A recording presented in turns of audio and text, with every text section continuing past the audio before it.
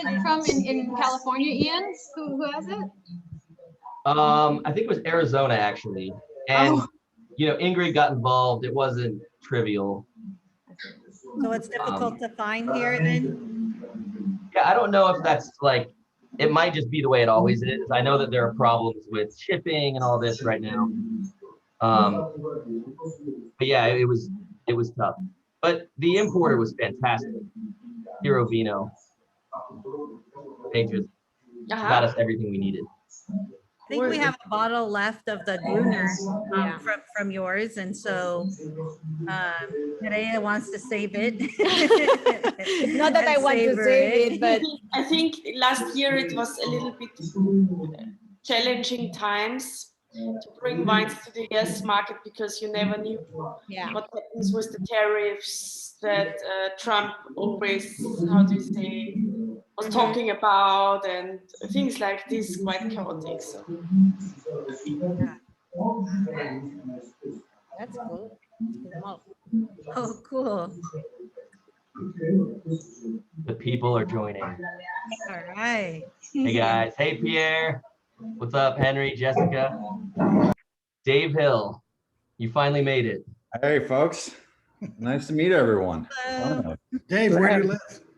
Los Angeles. So Oh, okay. So it's not, you're not the poor guy in Singapore or wherever, or Shanghai. really?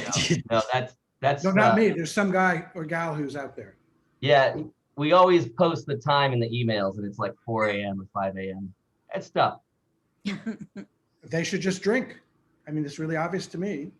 Hey, can't be that hard, right? I'm gonna out Dave as a former writer for Game of Thrones. Oh wow. Back in my glory days. Yeah, we had some times in Belfast back in the day. Well, cool. We'll wait like a couple more minutes. I don't actually know how many people. Hey, Scheme, you're here. All right, cool. Ian, can I say something? You may. You've created you and your team, I should say, have created an extraordinary thing. It's the wine's coming at me like water out of a fire hose, and I just keep coming back to drink. It's very amazing. So thank you. Well, I appreciate that. And yeah, it is a team effort. I'm in London, of course, and all these wines go through Janice in Seattle.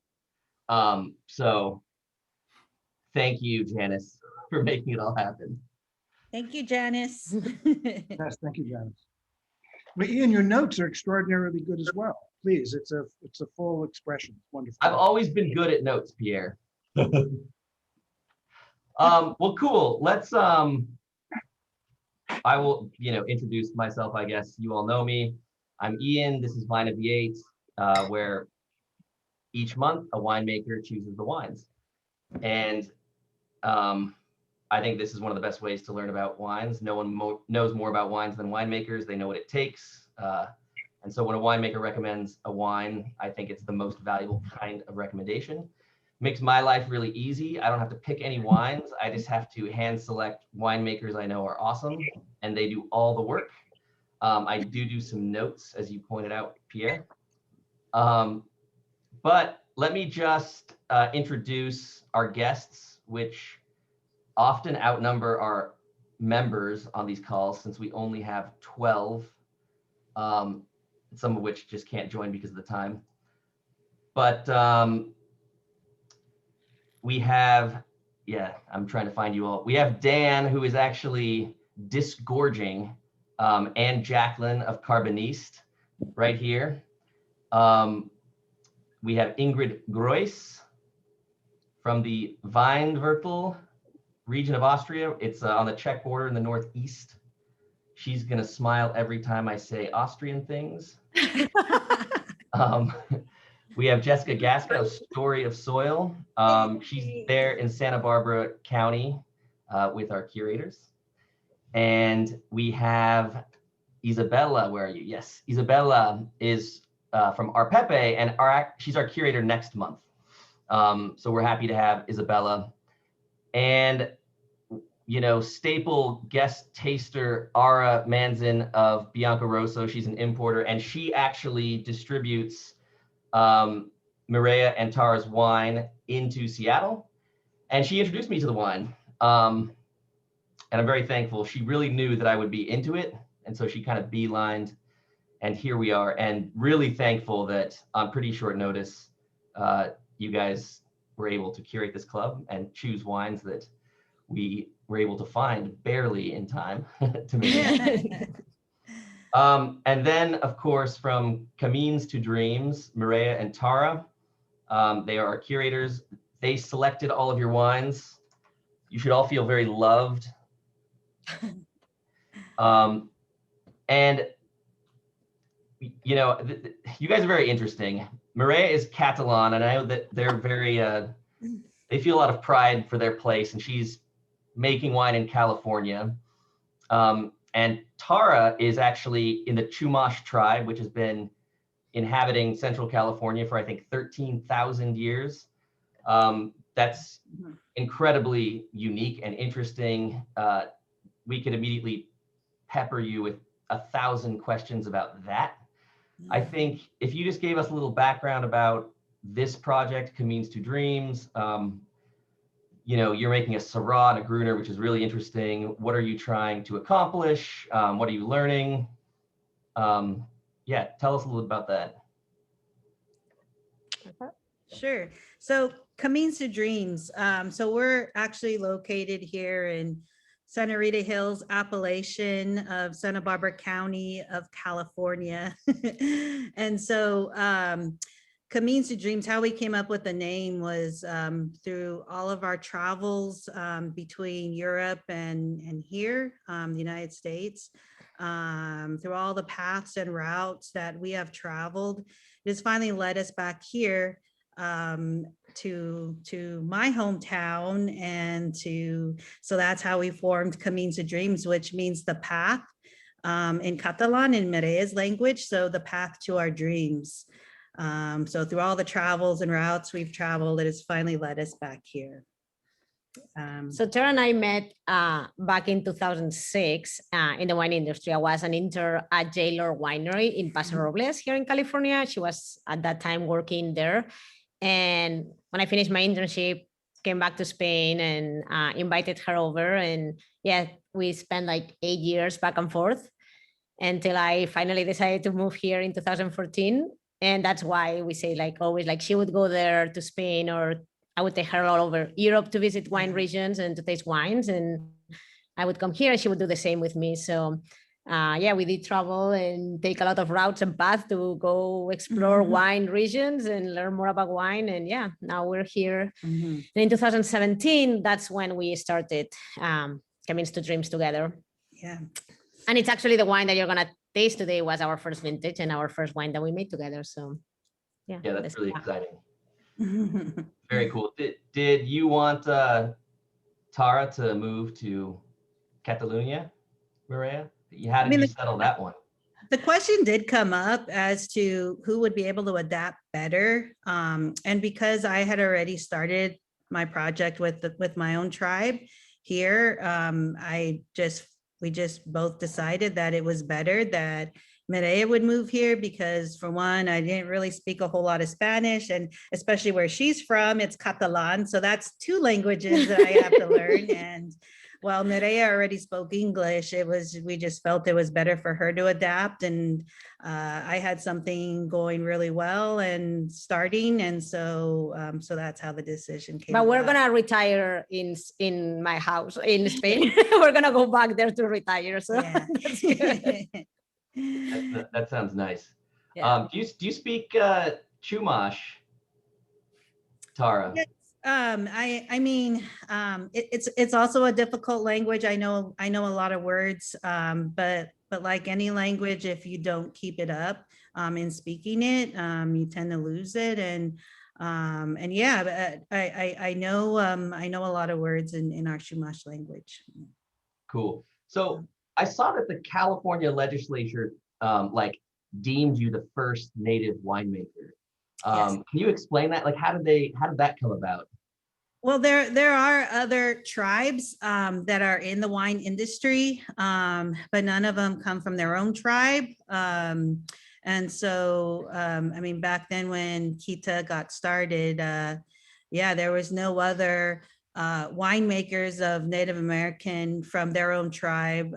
And so that's how, yeah, I mean, I think now there's one more in British Columbia that just recently became winemaker, but there's very few. Besides, I only know of him and myself. So yeah, I mean, it was a huge honor. It was something that, I mean, like I knew that there, it's just me. and so yeah, it's a good feeling and being able to represent my Chumash tribe and culture is truly amazing. Cool. Do you express that at all in your wine? I mean, maybe that's a silly question, you know, but does that come through? How do you think, you know, I that think a lot of that, I mean, Mireia and I both have the same philosophy. I mean, like we really love natural winemaking. And so it just kind of fits along I mean, it's aligned with who we are and our culture. And I mean, with Mireia coming from Spain, I mean, that was just natural for her. I mean, it was never classified as natural wine because that's what they're used to doing over there. But for here, it's a little bit different. And it's something that I always wanted to explore and try and gravitate towards. But when I started this project for my tribe, because there was so much pressure there, I just wanted to ensure that everything, that I wouldn't have any problems. And so I started using the conventional yeasts and ways of winemaking because I just wanted that security. But for us, yeah, that's why we created our own brand, so we could actually do it. And if anything happens, it's on us, and it's not on my tribe. How did you guys settle on making, I mean, Syrah is obviously a staple in California. Is this a cold climate Syrah, right? Yes. Cool climate So- Syrah, yes. So when we started and we're like looking for vineyards at the beginning and varieties that we would like to work with, being here in Santa Rita Hills, it's known for Pinot Noir and Chardonnay. But we wanted to stay away of Pinot Noir Chardonnay at the beginning, just because there's so much Pinot Noir and Chardonnay, and it's so difficult to, you know, like to make like something different or like to come out with a new label with Pinot Noir and Chardonnay, because there's so many labels here that do it. So we wanted to Put a make lot of pressure on Jessica now. She's gonna have to justify. Well, she makes a great Pinot Noir. That's why we say like, well, there's already one good one in the market. We don't need to try it. No, but we thought that it would be easier, you know, to start with other varieties that are here in Santa Rita Hills, and they are not as common for people to make it. So we did some research, and we knew that there was some Gruner that, by the way, Jessica makes one also from Santa Rita Hills that it's amazing. So we had tasted some Gruners from this area. We thought they were really good. And that's why we chose Gruner, besides that we love Gruner and we like wines that have like a lot of brightness and acidity and that they are fresh and super fruit friendly. So, and then Syrah, it's probably one of our favorite varieties. We love Northern Rhone Syrah and we love cold climate Syrah. Yeah. And now we're adding also a little bit of Grenache and some Graciano. So we're going to be adding other varieties slowly, but yeah, at the beginning it was just like, let's start with Syrah and Gruner. And because those were our two favorites. Yeah. And so cool. Can you guys tell us a little bit about Castel d'Encas? Sure. Yes. So Castel d'Encas, it's a winery in the Pyrenees in Spain. It's located at 3,000 feet elevation. And that's where I started as a winemaker with my first full-time job. Tara joined me to harvest there, 2008 and 2009. Yeah, it was the first two harvests. Which was actually, the first two harvests from that winery. And it's a really cool project. We make wines that are not normally done in Spain, as we had Riesling and Semillon and some Albarino, which is in the Pyrenees, it's rare too, and Petit Verdot, Cabernet Sauvignon, Pinot Noir. I mean, we had like all these varieties that you normally don't see as a Spanish variety. And the cool thing about that is that we used to be also like really natural winemaking, to the point that we have these rock vats carved in the middle of the mountain by the monks in the 12th century. Yeah. That There's a we lot of that we history. used to ferment the wines there. So it was like all natural yeast and also just like minimal intervention. And that's how I learned to make wine. And that's why when we started Camins, it was like, okay, we're gonna try to do also, minimal intervention, look for vineyards that are either organic or biodynamic, and that we just really like this philosophy and this way of making wine. Are they still using those old vats? Yes. Yeah. Yeah. You guys should just Google this. It's crazy. It's like Yeah, these it's old super cool stone because pits. it was even like gravity flow. Yeah. If you follow it all the way from the top of the mountain, you have all these stone vats that could go down to the next level, to the next vat, down to the next vat, down to the next vat. And it was just, it's amazing. It's a lot of hard work though.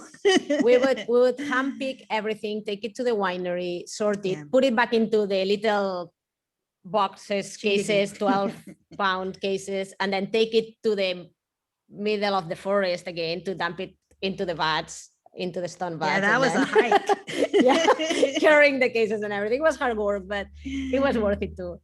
Yeah. It sounds like you raise your own animals too for like manure purposes. Is that Well, a true rumor? we don't own a vineyard, so we don't do it, but some of the vineyards that we work with, they do it. Yeah. They're biodynamic and they use, shapes, the sheep that comes in and yeah. Cool. Well, how did you get set up with Ara so that we could have your wine? So Ara sent us an email one day and say, hey, I heard about you. Can I taste your wines? Yes. So we shipped her the wine. She liked them. And yeah, we just talked back and forth for a little bit. And she decided to including us in her portfolio. So we're really thankful for that. We're very lucky. We feel very lucky. No, I heard about Mireia and Tara through Batonage, which I don't know if any other winemakers here do that, but it's sort of like a women in wine forum. And I think in non-COVID days, there's sort of like a gathering annually, but this past year it was virtual and I spent some time kind of looking through there and I saw it and I was like, oh, this is interesting on a variety of levels. And they were gracious enough to send some wines over. And of course, like that's the key. It's like when I tasted them, I was really, really impressed and really blown away with what they're able to achieve. And, like our philosophy is also in alignment, with Mireia and Tara, the sort of like the natural winemaking. And we're not like a natural exclusive importer or distributor, but when it's possible, I mean, it is sort of like our philosophical preference. And, the wines I really found were incredibly well balanced. Well, I mean, we're going to taste one, at least. But I mean, you'll see for yourselves that I think that it's just really impressive considering the minimal intervention that they're doing, what they're able to achieve with these wines and the precision. So we're very lucky to have them. Thank you. Well, should we taste some wine? Yay. Sure, yeah. The Carboniste is up first. And if you guys can see Dan, he's actually disgorging right now. Yep, I'm here. Very cool. So yeah, we got I'm actually almost done. I got about 3 more cases or so. Well, you can keep working. We don't want to interrupt you too much, Dan. Yeah. But I do want to hear first from Mireia and Tara about what, this is your first pick in the lineup. You're going to go down, this is going on record. Carboniste is the opening wine. So why did you pick them? How did you find them? Tell us more. Well, the reason why we pick all the wines that we pick, it's because it's wines that we tasted it before or from winemakers that we had tasted the wines before and we like them. And it's wines that we feel not only that we like them, but it's a wine that I would make if the style that we would make and the philosophy. And this one in particular, we tasted it in a wine bar one day in LA, Tilda, and we loved it. And we also like that it's Albarino because I'm from Spain and we like Albarino too. And we thought it was like a really fun sparkling. And yeah, we grabbed a few more bottles home and we tasted it again and we liked it again. I think we drank them all. Yeah, we drink them all. So but it's fine. So yeah, it was just like, you know, when you ask us to curate this wine club, Tara and I love sparkling wine. We drink sparkling wine like all day long. So we thought that this one would be a fun one and probably a known small winery. So very cool. I don't know if Dan or Jacqueline are in a position to talk right now, but I'm curious about the Gomez vineyard, the history there, this Albarino growing, how you found it, why you wanted to work with Albarino. Can you say a little bit about that? And if the answer is no, you can go back to work. No, absolutely, no problem. Yeah, they're Portuguese, so it's Gomes, the Gomes vineyard. My apologies. But they came over in like the 1890s, I think those, or 1860s, and the family did, and they were growing Albarino. You know, that's a lovely Spanish Portuguese grape, and it's a vineyard that Jacqueline started working with back in 2012, making some still wine. And we were making, I was working for Stromsburg at the time, making sparkling wine. And just like some inspiration struck, and it was like, this Albarino should be sparkling. And we tested it out in 17, and it's like, boom, it's delicious. Like, let's make some more, and the rest is history.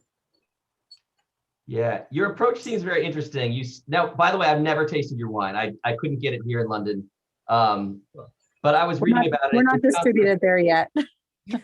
Yeah. Well, I want it in Washington before London, honestly. But it sounds like your approach is different for every grape. You know, you're not interested in a particular method. You're interested in the method that makes sense for bringing out a specific character of the grape. You want to highlight the fruit and I guess the area. Is that accurate?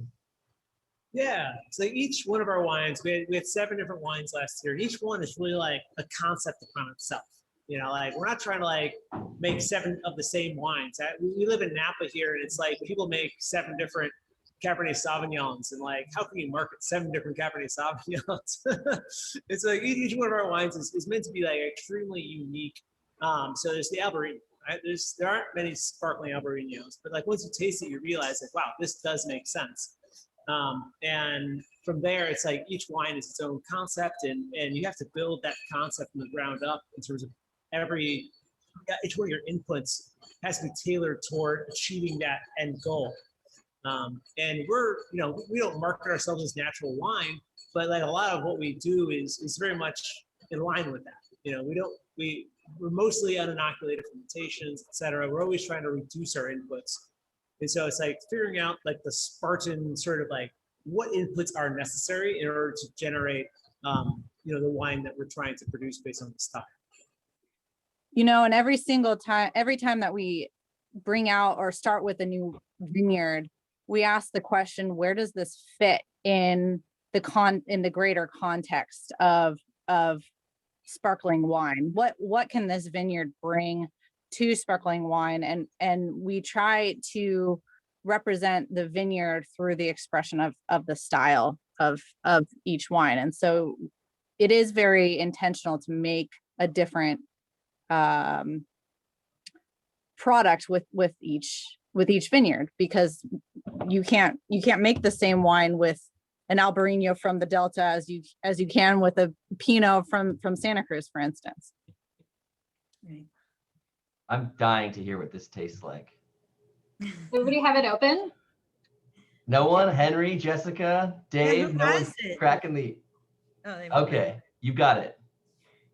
I can give you my notes, but I don't want to influence anybody's like thoughts as they're tasting it. No, influence me. I need to imagine. So there's a really beautiful salinity, on the nose.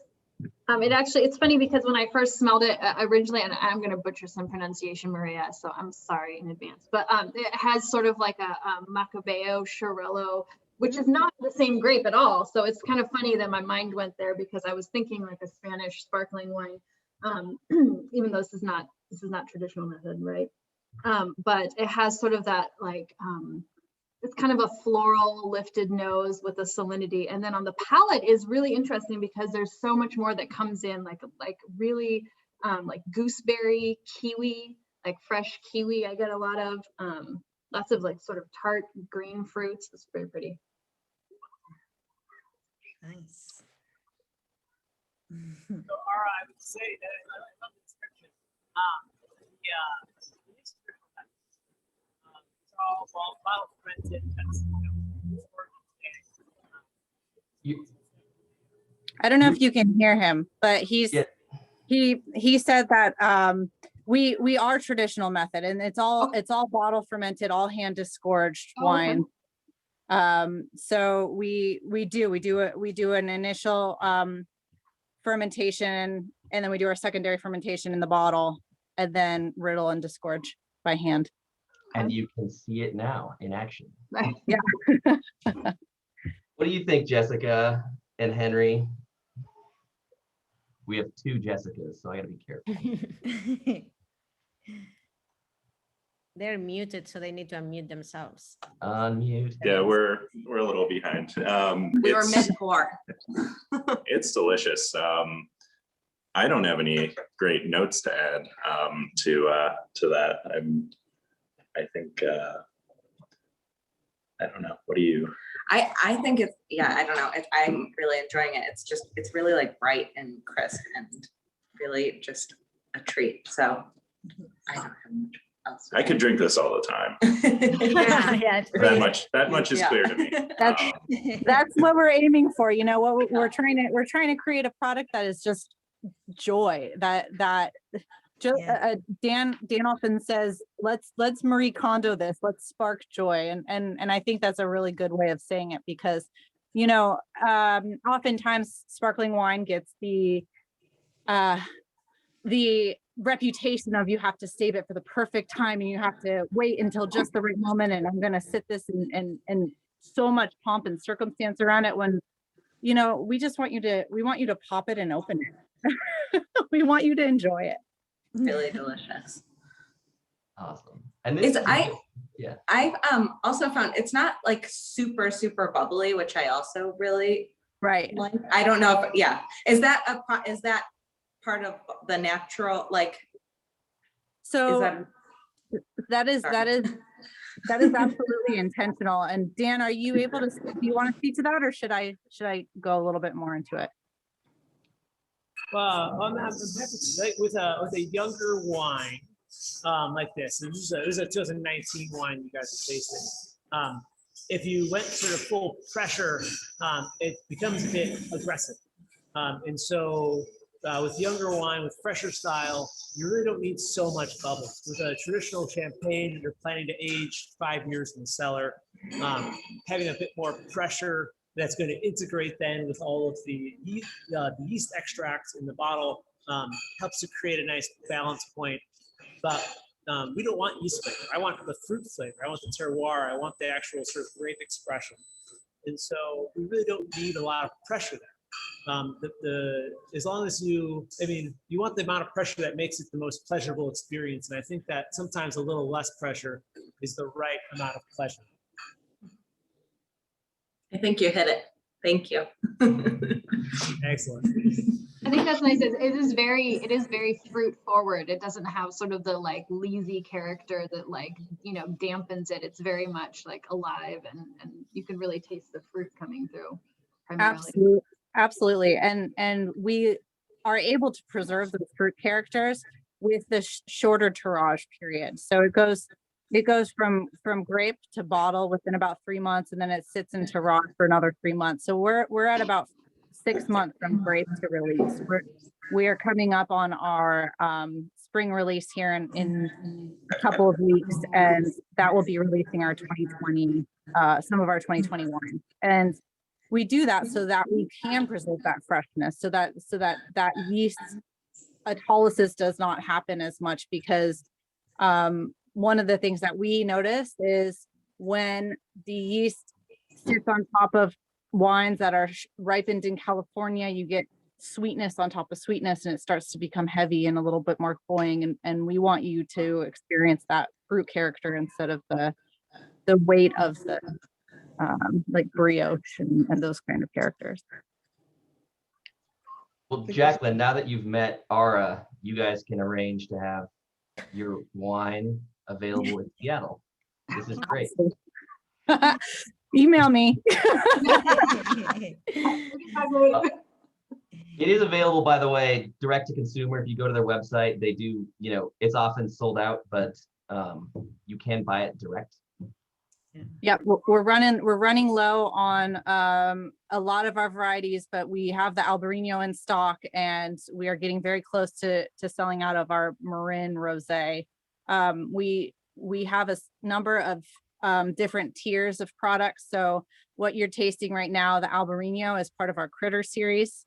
And those are meant to be categorical, enjoyable sparkling wines. And then we move up to a California appellated. So we have the California Brut, that's the next tier. And then we have our top tier, which right now we have released Corralitos and Marin, which are appellated, specific around different parts of California. So we're bringing out a couple in our newest release. Our Marin is getting close to sold out, and the Corralitos has sold out already. Could you describe that rosé to us? The Marin Rosé? Yeah, absolutely. Dan, do you want to take that, or should I?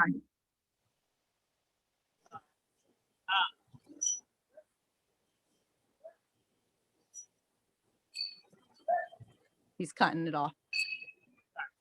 People out on the sheet behind me right now. Yeah, so the Marin Rosé is conceptually meant to be an elevated, sophisticated style of rosé. You know, it's not necessarily the full pounding rosé all day sort of rosé, but it's savory, it's textural, it's got some complexity to it. You know, it's aged for a couple of years, and that's all intentional to develop what to me Pinot Noir really needs time to develop. It's kind of like a flower bud that opens up slowly over time, and so you kind of get this maximum expression of Pinot Noir and Chardonnay, this rosé with a bit of aging, it has a lot of complexity to it.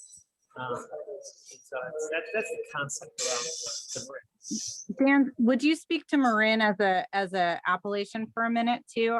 You have a really good way of talking about Marin in general. Like Marin is a place that you would never want to buy a vineyard because it's just so hard to produce fruit there. Like it's like so marginal and windy, and like it's right on the ocean. You know, it's just across the Golden Gate Bridge from San Francisco. And so like every other year you're down half your crop. Like you just it has really poor sets, and there's low there's not a lot of water there. It's hard to get water rights. And so one of the vineyards we used to work with, the farmer just stopped growing it because he couldn't get any water for it. It's a hard place to grow grapes, but when you do get fruit from there, it tends to be really good. And there's really not much grown, and so you don't see it on a lot of wine labels. But it's really nice quality, and because it's so cool, so right on the ocean, I think it lends itself really well to sparkling. Thank you. By the way, Ara, great call on gooseberry for no brioche at all, and it's thoroughly light on my palate. Nice. Well, you should turn that machine back on, Dan. We should let you get to work.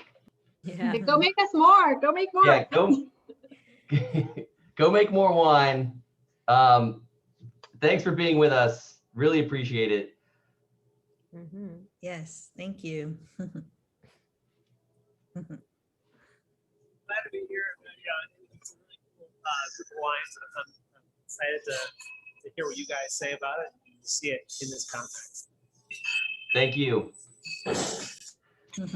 Cool. Well, we have Ingrid Groyce here. I'm just going to Anglicanize that name immediately. I don't know if that's if I'm doing it right, but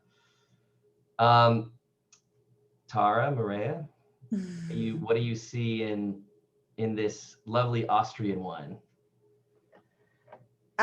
So I love it. Like we actually as we were talking before, like we've never tasted this wine before, but we chose her wines because we wanted to have the Gruner, which we love. And then we tasted this morning this one, and we couldn't, I mean, it was like 8 a.m. that we were tasting and we couldn't stop drinking it. So that's so good. It was like, oh my goodness, this is so good. So the first thing that I got, like when we first opened it, it was like a lot of minerality, kind of like a little bit flinty. And then it just came out like super floral. Yeah, a lot of white floral, a little bit of like honeysuckle. Like it really reminded me of, so I make I make this blend called Taya. It's a Marsanne Riesling Grenache Blanc, and it totally reminded me of that. A lot of those characteristics. Yeah, with all the white flower and honeysuckle, and but super fresh, really crisp. I love the acidity. Nice. I like that also has like really nice texture and creaminess. So it's not just like acidity and that's it. It's just like the structure and the body of the wine is really nice. So yeah, we were really happy that we didn't get to taste the Gruner again because then we discovered something new.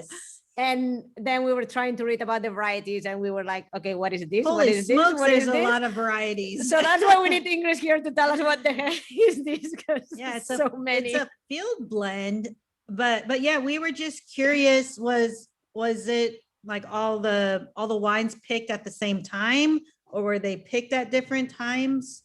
Because that was really interesting to us, because it just came out so lovely. And yeah, we're super big fans of you. So I want to make you pronounce it one more time, Ingrid, before you start talking about it. Before this meeting started, I was chatting with Ian and we were talking about the name, the Breitenpüchdorf. Breitenpüchdorf, really difficult.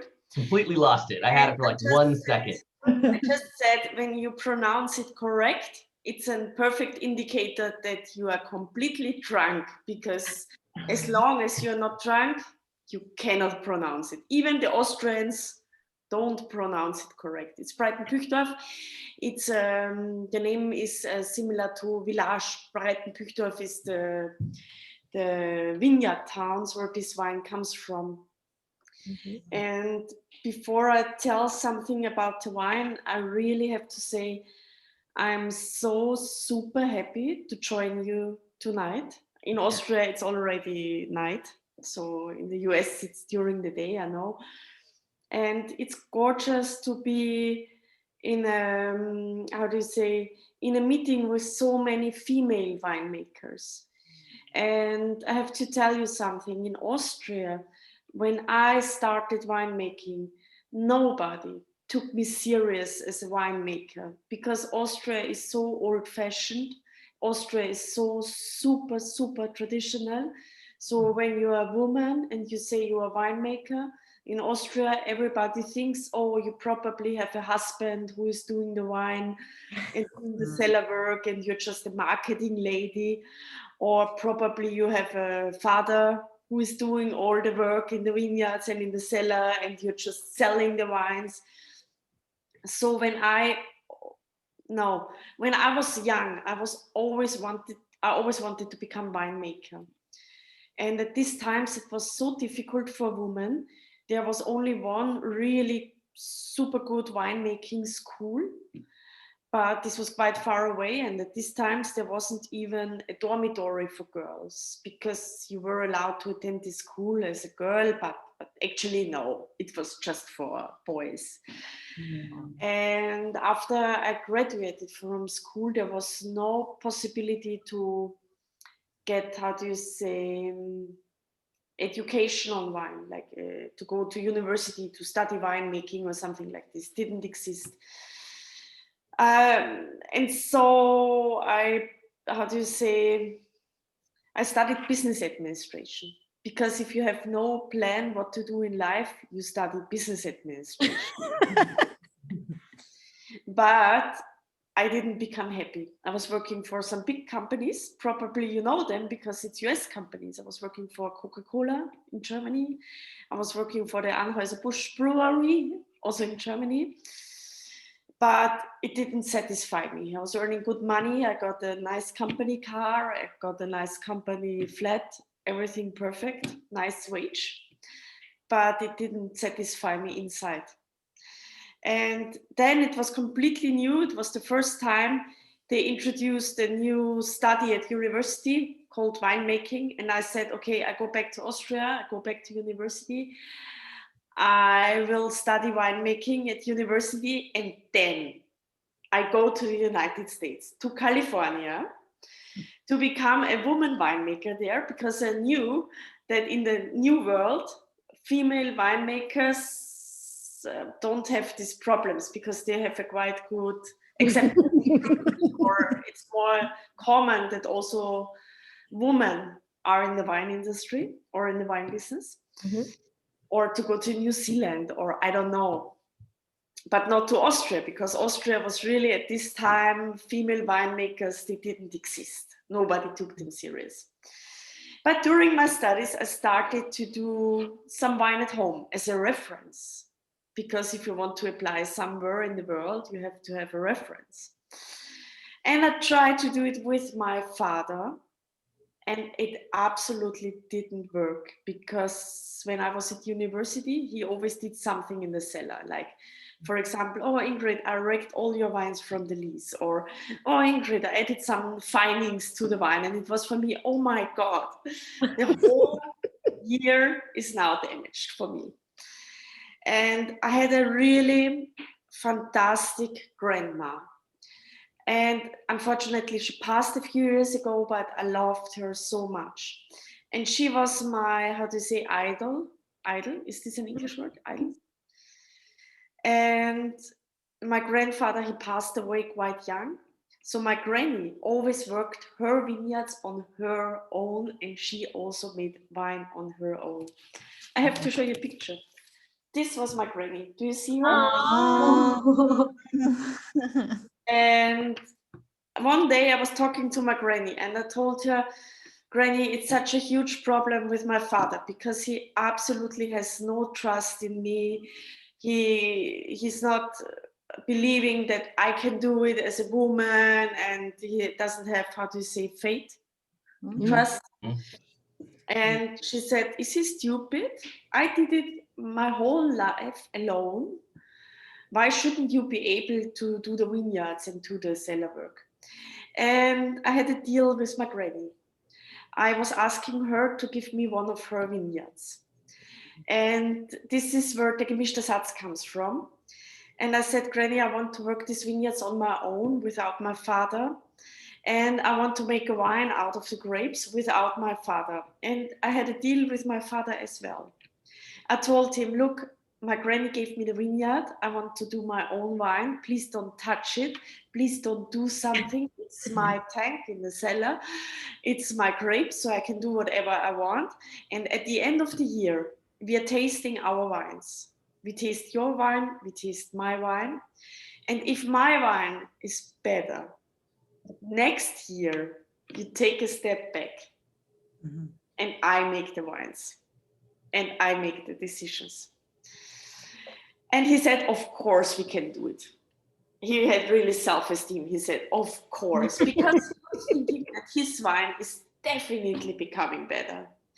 But he was really fair. We tasted the wines and he really saw that my wine was much better than his. So from this moment, we had a really gorgeous relationship. He really, how do you say, hold his promise. Oh my God, my English, I tell you something. Normally, you're good. You're really good. Without Corona, we are traveling much more, so my English is much better, but now I become really good. Not the Corona crisis, it's becoming the brain crisis. Oh. No, but now we have a gorgeous relationship also with my father. So I'm making the decisions. I do the cellar alone. My father is tasting the first time the wine when we bottle the wines. But everything that I have now is because of my granny. Because without my granny, I probably would now be in California or somewhere and make wine there. but because my granny had so much confidence in me, and she always said, of course, yes, you are a woman, but who cares? You can do it. And this was really gorgeous at these times. And now I'm really happy that my granny always gave me so much, how do you say, she always had so much trust in me.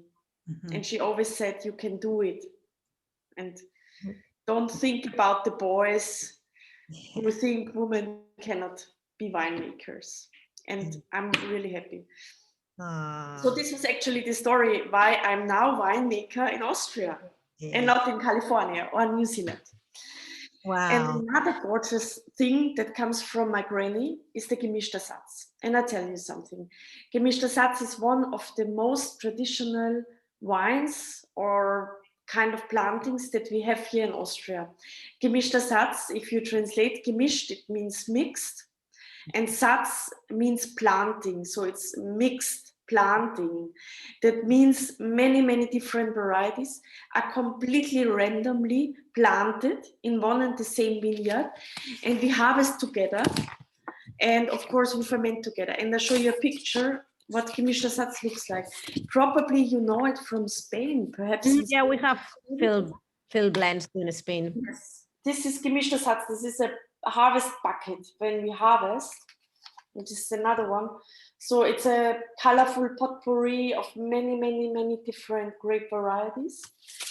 And the reason why people planted in this way in former times was, you know, the people had not these huge farms like you have now. So everybody had some agriculture, everybody had some animals on the farm, everybody had some forest, everybody had some vineyards. So it was quite small structured agricultural systems in Austria. And everybody also had some wine in my region, not in the mountains, of course. And the wines that people made, the idea was that the wine is becoming really delicious every year, no matter if it's a cold vintage, no matter if it's a hot vintage, no matter if it's a rainy vintage. And you have to imagine all varieties in the gemischter Satz. It's 17 different varieties in this wine, and all different varieties have different attributes. Some varieties bring more acidity, some varieties bring the minerality, some varieties bring more structure, some varieties ripen earlier, some later, some bring the fruit. So the potpourri of all these varieties results every year in a wine that is really balanced, no matter how the vintage was. And it was also a guarantee that the people get a certain amount of quantity every year. You have to imagine if you have like one variety, Grüner Veltliner, and a grape is flowering, okay, the flower is not very spectacular, so it doesn't look pretty when the grapes are flowering. You really have to look quite close to the grapes that you see it, but the grape is flowering. And if you have a rainy weather, or if it's really cold or windy, it can happen that the flowering of the grape is not good and the yield is low. In the gemischter Satz, you had the guarantee, because some varieties ripen earlier, so the flowering is a little bit earlier. Some varieties ripen later, so the flowering of these varieties is also a little bit later. So it's never everything at the same time. So it was also guaranteed that you always get a certain amount of harvest. Or some varieties react on certain fungi diseases more or less. So it was always a guarantee, no matter how the vintage was, that they also get a certain amount of yield. And what I love about the gemischter Satz is, no matter if it's a hot vintage or cold vintage, the wine is nearly the same every year, because in the warmer vintages, the late ripening varieties like Welschriesling or Riesling still bring the freshness and the acidity. And in cold vintages or late vintages, the early ripening varieties like Müller-Thurgau or Frühroter Veltliner still bring the ripeness and the fruit. So it's always really balanced.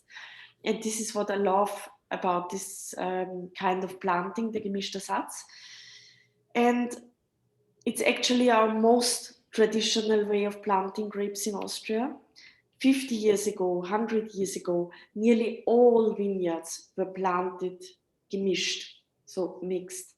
It was quite rare that you just had one variety planted.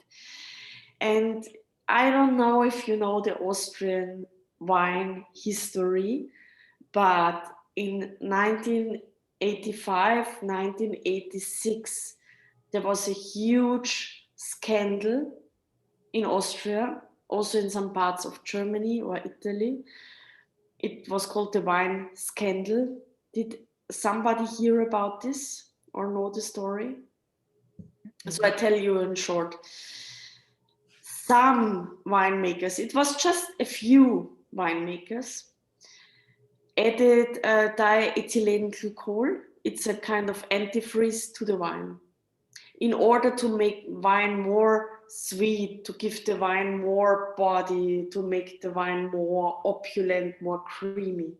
It also was in Italy, it was also in Germany, but in Austria, it was a massive, massive scandal. And it resulted in the strictest wine rules and in the strictest wine control, I think, in the whole world.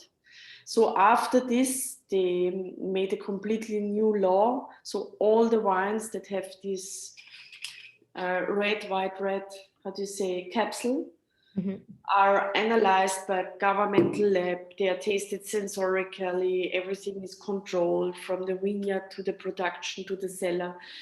This was quite positive for Austrian wine. But the negative thing about the wine scandal was that many old Austrian autochthone varieties disappeared because after the wine scandal, Austrian winemakers thought they have to have now international varieties like Chardonnay, Sauvignon Blanc, Cabernet Sauvignon in Austria never gets ripe, I tell you. And many old autochthone varieties, old vineyards disappeared at this time. Many new varieties came. Even if the varieties doesn't fit to the soil, they didn't care. And gemischter Satz nearly completely disappeared. And I tell you why. Gemischter Satz had a really bad name because gemischt means mixed. And people had in mind, oh, there was a scandal, some people mixed something to the wine. And now you had a wine that was called mixed. So it has had such a negative image just because of this really bad name, and the people with the word mixed, they associated something completely different. They didn't think about mixed. The word mixed comes from mixed planting. They really thought the word mixed is coming from mixing antifreeze to the wine. Wow. So gemischter Satz was nearly impossible to sell in the years after the wine scandal. And many of these old gemischter Satz vineyards disappeared. They got erased. And now the circle is closing again. My granny, she had this old gemischter Satz vineyards and she was a really gorgeous woman. And my granny always said, as long as our wines and the vineyard is so healthy and vital, I'm not going to erase this vineyard. Even if it's difficult to sell, even nobody wants to buy gemischter Satz because they think it's something about mixing up. And she cared really, really, really good for the vineyards. And this is the reason why I now still have these really old vineyards. The vineyards are more than 60 years old, and I really love it. And among these 17 varieties, there are many old autochthone varieties that you can't find anymore in Austria, just in a few really old vineyards that survived this time of the wine scandal. Varieties like Hitlerrote or Silberweiße or Grauer, probably you never heard about it. Even the Austrians don't like it anymore. Just if you talk to older winemakers that are 70 or 80 or 90 years old, they of course know them. But this was the negative effect of the wine scandal. So this autochthone traditional plantings and varieties, many of them disappeared. And I'm proud of my granny that she was strong and said, I care for the vineyards. And it's now a big privilege, and it's a real big, how do you say, pressure? No, pressure? No. Is pressure something? Yeah. Is this a word? Yeah, pressure. And I'm really, really, really proud to have these vineyards. And gemischter Satz that you have now is an entry-level category of wine. Wow. And the idea is to have a nice wine that is a super nice partner for food. So it's not a reserve category wine that you keep in your cellar for 20 years and, oh, how is it developing?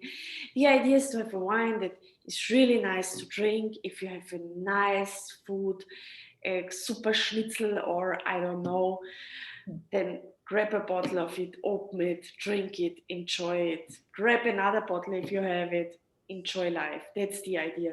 So for me, the gemischter Satz is a wine that I open up for lunch. If I'm in the mood for a glass of wine, have a nice food, perfect. It's a wine that I open up in the afternoon, also perfect, or in the evening, also perfect. So the idea is to have a wine that is inviting every day. So it's not a wine where you wait for Christmas and you say, oh, I open a special bottle that costs $200 and extra for Christmas or birthday, or I don't know. The idea is enjoy life and enjoy wine. So that's the idea of the gemischter Satz. Nice. Apparently 8 a.m. is a Cheers to you. fine time to drink it. Yeah, Cheers. it is. Can you talk a little bit about the soil profiles that you have out there? Sorry, I didn't say anything about Austria or the vineyards or the winery. I'm sorry. No worries. We are in the Weinviertel. Weinviertel is the region in Austria that is in the, how do you say, in the most northern part of Austria. So we are real cool climate. So Weinviertel, the region where I come from, is one of the most extreme regions in Austria, I would say, because it's the driest region, but we cannot irrigate because we are not having water. But it's okay, our vines have to suffer a little bit. We have the hottest days in summer, but we have the coldest nights in summer as well. I mean, in the mountains, in the Alps, it's much cooler. I'm talking about the wine growing regions in Austria. So there are in summer just 2 or 3 days where you sit outside without a pullover or a little jacket, because in the night it gets real cold, because we have an area, the district of Wood, it's much higher, it's just next to us. And in the night, the cool winds are coming and you really feel it. So when the dawn is coming, it's getting cold. So that preserves the freshness and the vibrancy in the wines. But we always get a nice ripeness because of the warm days. And the Weinviertel is quite diverse because it's one of the biggest wine growing areas. And in my region where I am, we have a lot of conglomerate soil. So this means gravel, a lot of gravel with a lot of chalk in it. So it's a quite mineralic soil. Perhaps I can find a picture. You have loess. This is Wow. the soils we have. So you have this gravel, you have a lot of quartz, you have a lot of chalk. We have some, no. We have one wines that we produce from Löss. It's the Grüner Veltliner, the Weinviertel DRC that you know. And Löss has a wonderful attribute with Grüner Veltliner in the entry-level category.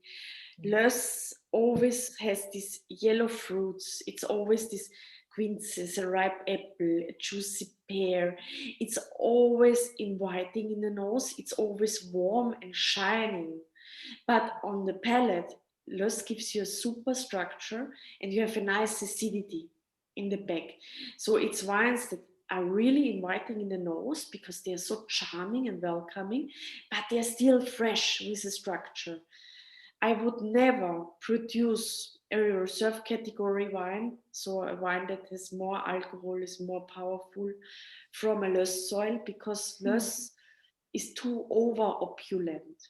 So in the reserve category, it would make the wine really fat and really too much of everything. So lack of minerality. But we have one wine, the entry level drinkable cleaner, that comes from Löss, and I love it. I really love this soil for this kind of category. But for all the other categories, I'm happy that we have conglomerate, that we have the quartz, that we have the gravel. In some areas we have maritime soil, so we have marl lime. We had the former ocean in Austria. So from this time we have a kind of stone that is called radiolerite. It's small animals. They have bones like corals. I don't know the English word. So when they settle down with pressure and heat, this kind of radiolerite, it's a kind of flint, develops. So it's quite diverse. And we have something nice that I have here from another tasting yesterday. In Corona times, we do many Zoom tastings. This is I found it a few weeks ago in the vineyard. I don't know if you see it. Oh my God, is the camera? You cannot see it, right? Yeah, I can. That's Oh, we great. can see it. That's awesome. You see? Oh yeah, you see like Yeah. all like the shell. I don't know. The camera is not good. No, we can see it fine. That's crazy. Really? Do you see it? I cannot see it. On That's the soil. you see. Yeah, you see like how So, it here you also see it a little bit. Yeah. So it's a stone full of seashells. This comes from the former oceans that we have. So we have these layers in the soil that are full of this how do you say? It's a kind of marl limestone. Like calcareous? Calcareous, yeah, chalk. Calcareous.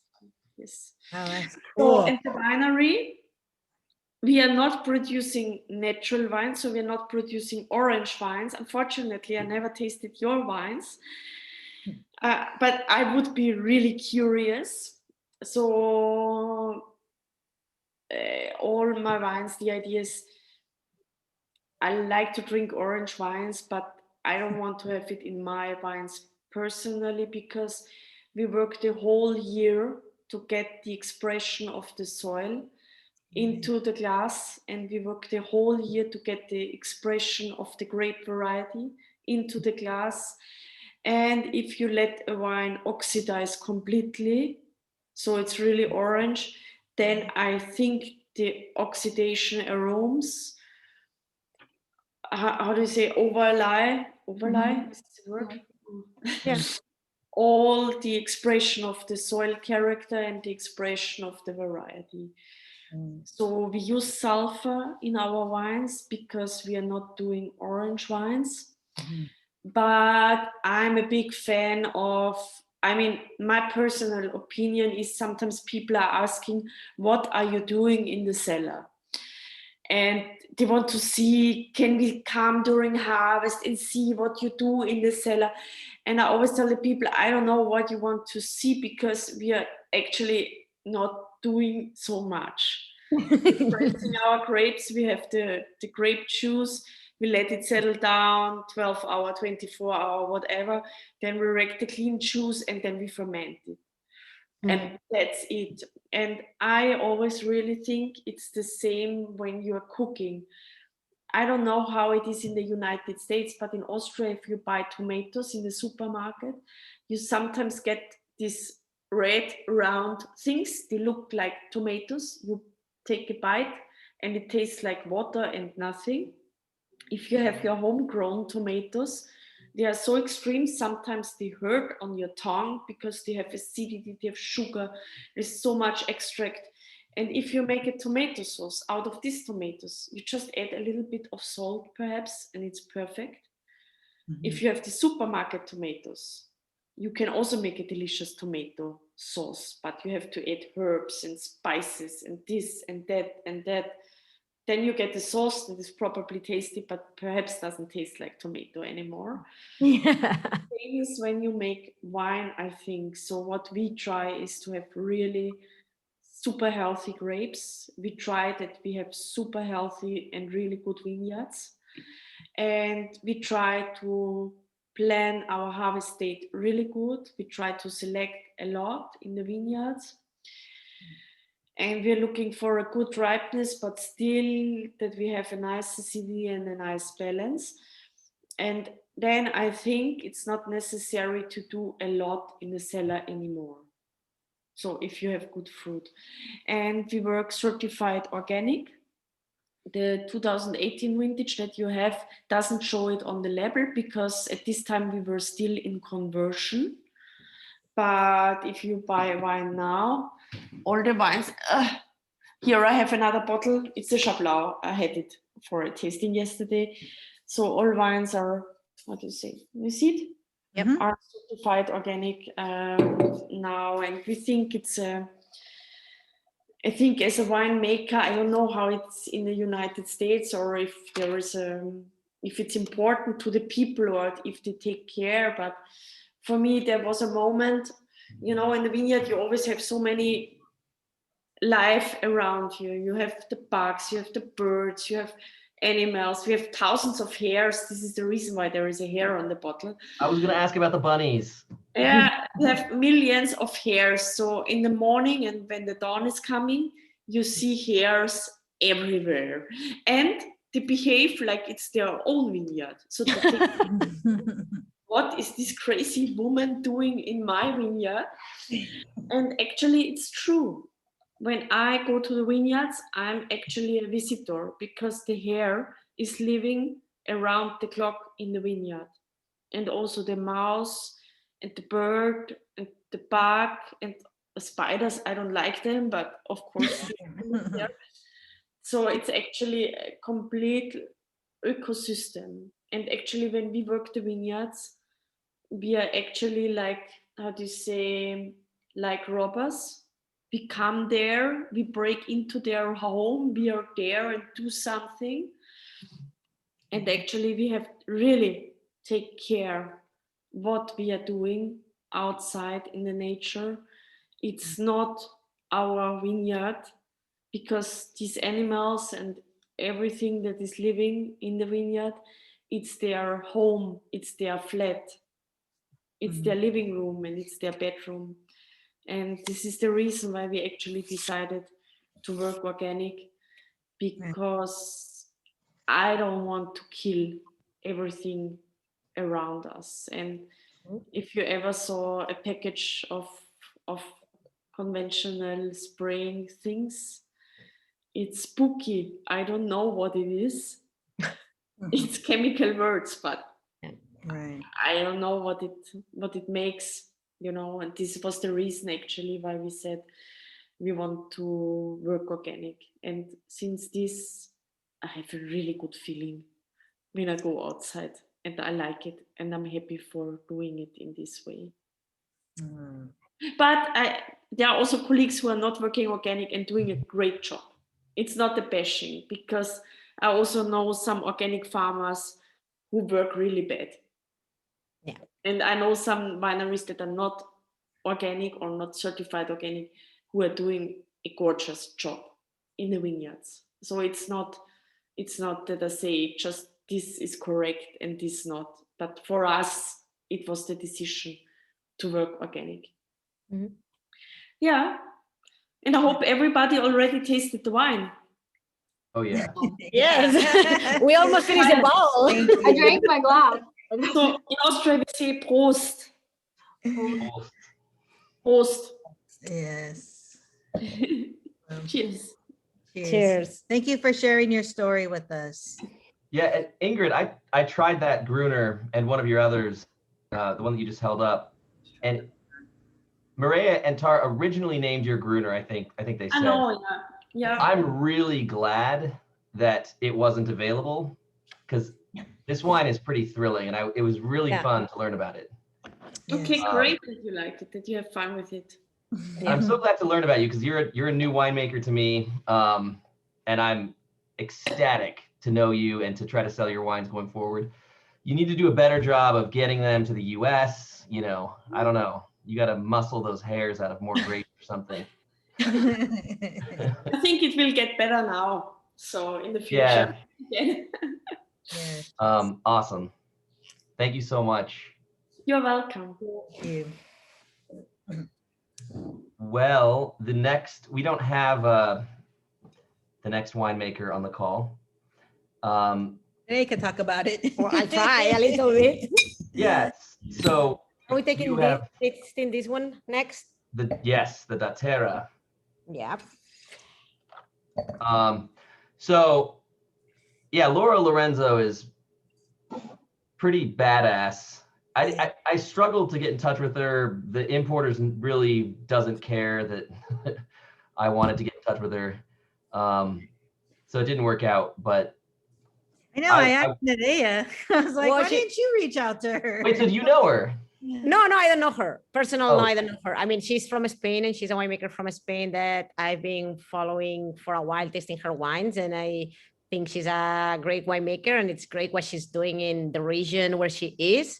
Because it's almost like Austria, I would say, like Ribera Sacra is also like a really traditional closed area in Galicia where there's no many women winemakers or even viticulturists. Like she's just leasing and buying these old vineyards from 80, 100 years old that were like almost abandoned. And she's trying to get them back to life and working with organic practices and, like trying to just make her wine that way. And yeah, like when we were just actually reading an article about her and it was just saying that the first year that she started and nobody really cared about her and nobody wanted her to, like start making something different in Ribera Sacra because it's just like so traditional and they actually steal like all her equipment that she had. So similar story. So, like they didn't really want her to do anything there. way. And she said, well, you can steal my equipment, but I still have hands. So I think that like it speaks pretty much about her and being so young and just trying to make these wines. It's just great. But I don't know her personally. I would love to meet her one day. We'll go to Ribera Sacra and try to contact her too. But yeah, I thought that it was like a good wine and a good story to showcase too. So Yeah, she's on my list. I'm gonna swing through there as soon as it's allowed.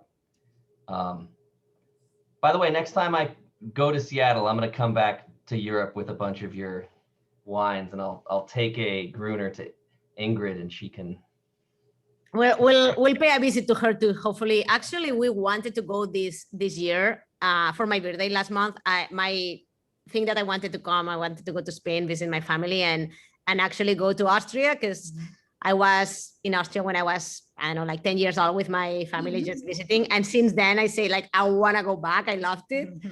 So it was my dream to go this year and it didn't happen because of COVID. So, but hopefully next year or soon we'll get to go. So, yeah. Everybody is welcome here in my place.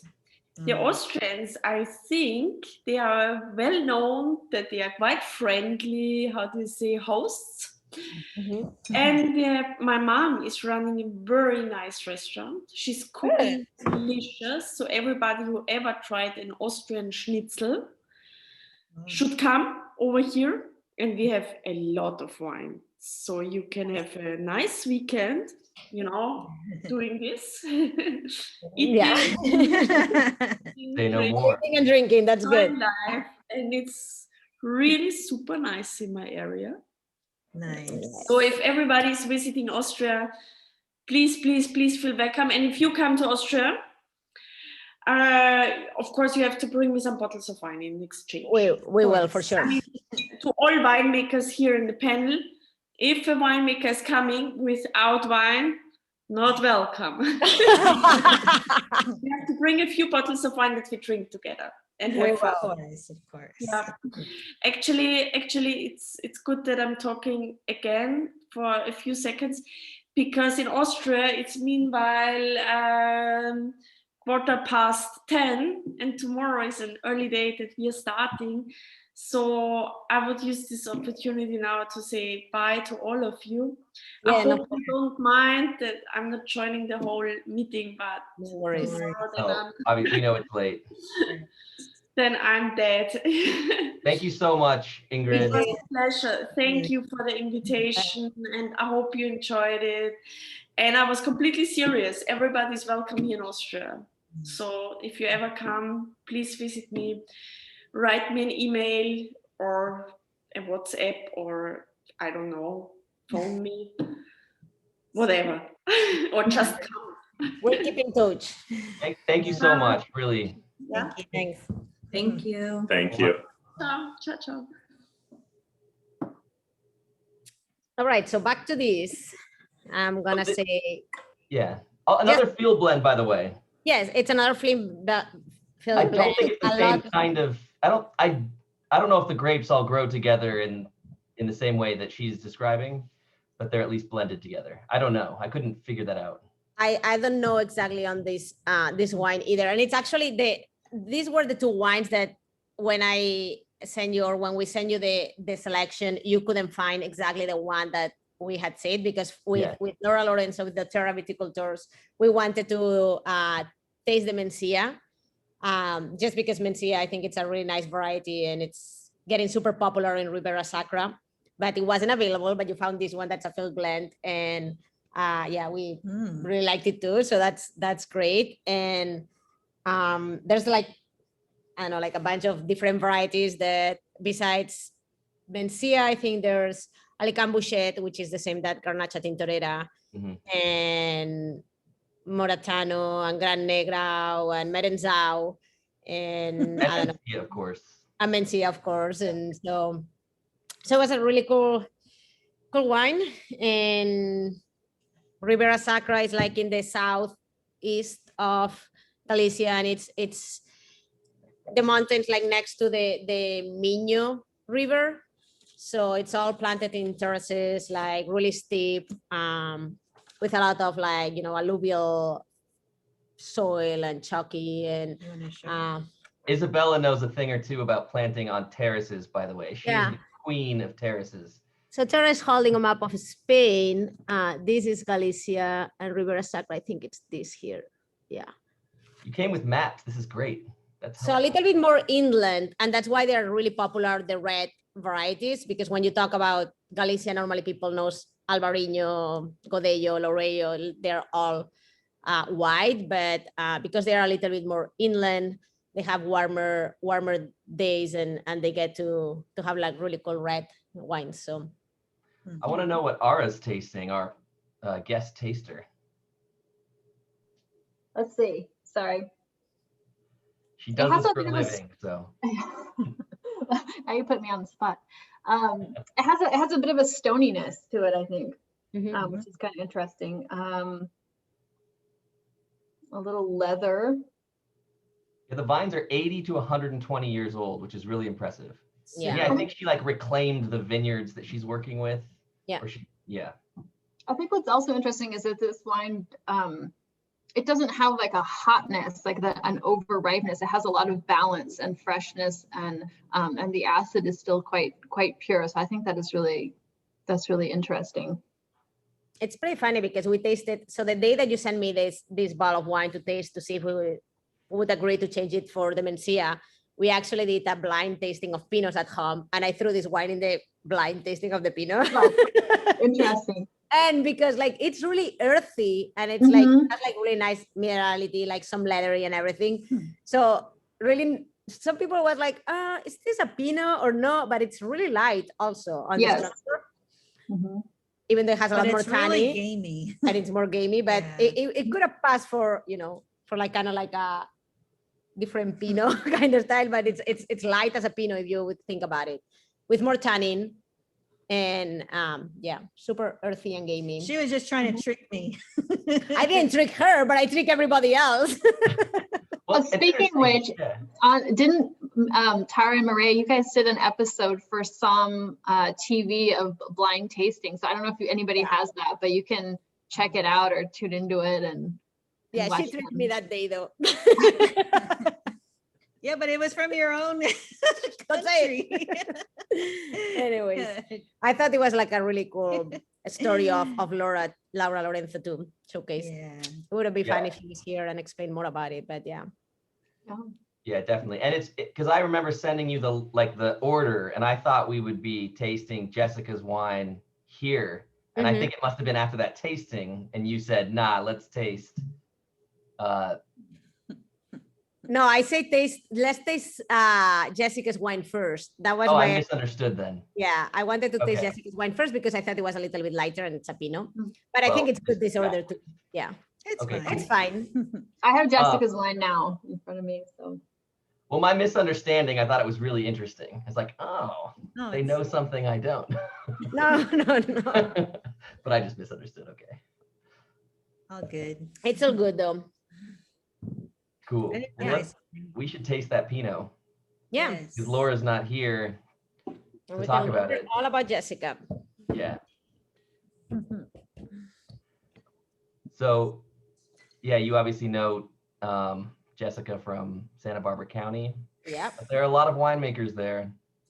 There sure are. And Sorry. Jessica is a really, I mean, we love Jessica. She's a great winemaker, similar style to what we're making. And she's just as passionate.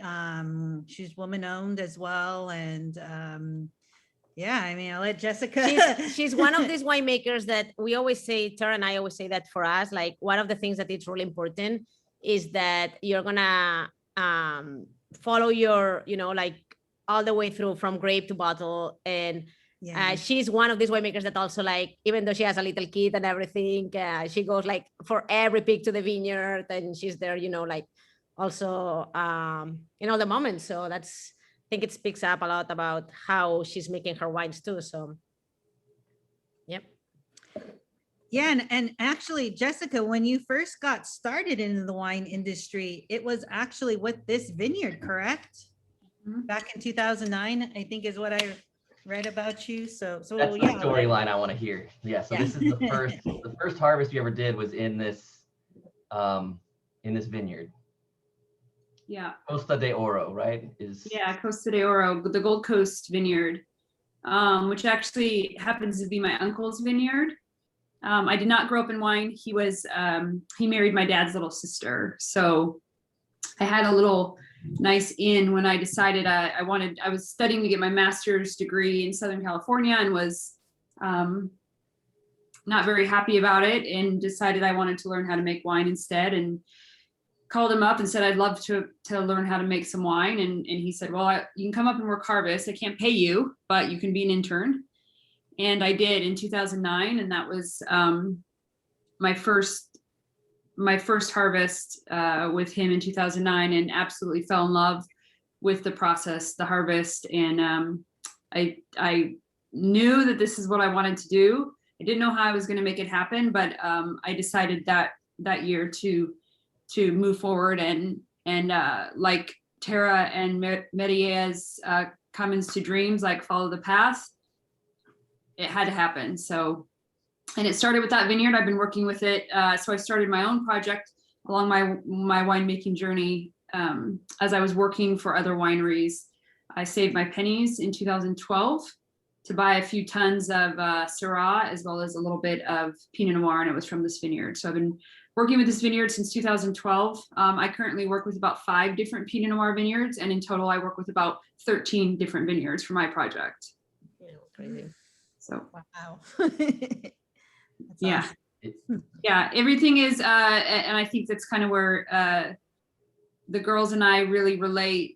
For me, I'm focused with sustainable practices, organic and or biodynamic. I'm currently working with 5 different biodynamic vineyards, which really speaks to kind of my soul and what I believe in. Although, like the last winemaker said, it's not dogma. It's just a preference that I have to stay with organic, biodynamic, or sustainable practices. Did you consider any other areas, or was it, did that first vineyard convince you that you wanted to make wine there? No, I realized, so I grew up in restaurants, put myself through college, waitressing, bartending, eventually got into restaurant management. And I didn't really start drinking wine, to be quite honest with you, until I was about 25. And I worked in a little French restaurant in the Upper West Side of New York City when I was 23. And didn't drink wine and had a sommelier there that just gave us wine classes every Tuesday, and I was fascinated. So that was kind of like what started. And then when I moved back to California, went wine tasting with friends. And I realized early on that I was different than my girlfriends in the fact that I had questions. I wanted to learn about tannin and mouthfeel. What did mouthfeel mean? And my girlfriends just want to get drunk. And like, the local saloon doing tequila shots, but I was really fascinated with wine. And so I spent a lot of my time, as much as I could afford, which wasn't a lot, but, going up to Washington and studying the region, or going up to Napa or Sonoma, any region I could go to learn a little bit more about those regions, I would do. I, at the time, was hugely, my first love for that got me into wine was really Cabernet. And we all know that in California, Napa is really the king of Cabernet, as it, the history of it anyway. And so kind of there was this dream I had about, being this winemaker for Cabernet. In reality, after doing a lot more studying, I realized that my palate really loved what was coming out of Santa Barbara. And the nuances that come out of Santa Barbara County are phenomenal. The diversity we have is phenomenal. We have a 35 mile distance from end to end of a valley. And we have the ability in these 35 miles to grow what the entire country of France has the ability to grow geographically, right? It's a fascinating little area due to our east-west mountain ranges. So there was so much that I fell in love with about Santa Barbara that I eventually, when I got up and worked harvest, realized that this was my home for certain. So I think for any winemaker, as Jessica is saying, like we have all these varieties. It's like a dream come true. Like you have like 70 varieties in like a 30-mile radius. Like you can do anything here, and it's just like so interesting. And it's also like like a newer region, so you have more possibilities to do different things, and it's just super cool, this region. Yeah. And we have a lot of the younger winemakers really pushing the envelope of experimentation. And we're known, Santa Barbara County is known for experimentation here, because there's a lot of, it's not that traditional as Napa or like even Paso, that they are more like clothes that are already set on a style. Like here you have like everything. So so it makes it so unique. That's awesome. What should we look for when we taste this Pinot Noir, Jessica? So in Santa Barbara County, we have really different regions. We have Santa Ynez Valley that has these sub-AVAs, which includes Santa Rita Hills, which is where our Chardonnay and Pinot Noir, and also where Camins to Dreams, Zodovich Vineyard Syrah is coming from. So that's really known. If you think about Santa Barbara County, a lot of people will tout the Santa Rita Hills region for Chardonnay and Pinot Noir, which I totally agree with. I currently work with 4 Pinot Noir vineyards in the Santa Rita Hills, and I work with 1 in Santa Maria, which is where you guys are tasting from. So Santa Maria actually is right along history lines with Santa Rita Hills, with some of the oldest vines planted in the 70s as well. So this to me is really classic Santa Maria. It's a little bit, I'd say with Santa Rita Hills, you definitely get a little bit more earthy notes. With Santa Maria, you definitely get kind of the pretty side of Pinot Noir. This to me, out of all of the Pinots I make, this is definitely the lightest, kind of the prettiest or the most feminine in style. Interestingly enough, out of all the Pinot Noir vineyards that I work with, this one always comes in last. So I know a lot of people say Santa Rita Hills is so cool. Santa Maria actually, in my experience, has come in every single solitary year. This Pinot has come in the very last for all of my Pinots. So a little bit cooler as far as the ripening curve. So a few more ripening days where we don't get those huge spikes. The fog hangs out there. This is a 2018. 18 was an awesome vintage for us. Pretty easy. I don't do a lot of, my style is making wines as natural as possible, native yeast, no fining, no filtering. really a minimal intervention, I think, is kind of how I would classify my wine. So I really want you to taste the place. So everything I do is single vineyard, single varietal, no blends. I know we were just talking about field blends, but no blends. And this should really give you a glimpse into Santa Maria and the Gold Coast Vineyard. So I haven't tasted your wine, by the way, and I don't have it, but I'm dying to taste it and also hear what you guys are tasting. I see it in your glass, Ara, and I know that you have it, Tara. I have really terrible lighting in here. What you can't see is it's a very ruby, it's a very ruby red. Yeah. Oh, that's better. Yeah. Mireia. Yeah. See, that's more true to the color. It's a very ruby red, really bright red fruits, and also like a very earthy dimension to it as well. It has like a very nice truffle, sort of that complex, sort of rich, truffle and red fruits. It's really pretty. And well, you're in London, right, Ian? Yeah. So my brother lives in London. He's actually, he now has his green card there, and we go visit. We try to go visit, obviously now not with COVID, but try to go at least once a year. So when I make it out there, I will bring you some wine if you're out there at the same time. Definitely. What part of London does he live in? Do you know what neighborhood? Yes, they bought a flat in Bethnal Green. Awesome. Yes. I'm also in Hackney, not very far. So they lived in Hackney. So we visited first and they were renting, and then they eventually bought in Bethnal Green. That's awesome. Yeah, he's just east of me. That's awesome. Yeah. Very cool. That's a cool area. Yeah, and I don't know all the places out there. I know that they're really, you can't find a lot of Santa Barbara County wine out there very much anyway from my kind of visits. I know I've that never seen it. Sager and Wild, Yeah. I think that's a wine place, a little wine shop out there that I know carries some Santa Barbara County, but other than that, I really haven't seen much. So Yeah, that's a good place. yeah. Cool. Awesome. Nice. See you in London. Is anybody else drinking it right now? Does anybody else have tasting notes that they feel like sharing? Well, really fresh and vibrant. You get a little bit of that earthiness. You get a lot of the red fruits. You get that cherry, you get that cranberry. And it has like silky tannins. It's elegant. It's just a very beautiful wine, and we love your style of winemaking. Yeah, it always surprised me because we've tasted all her pinots and we like them, all of them. But for me, like this one, it's always one of my favorites, just because it's lighter, it's more feminine, it's more like the style that I like to drink on a pinot. Like it reminds me more of European style.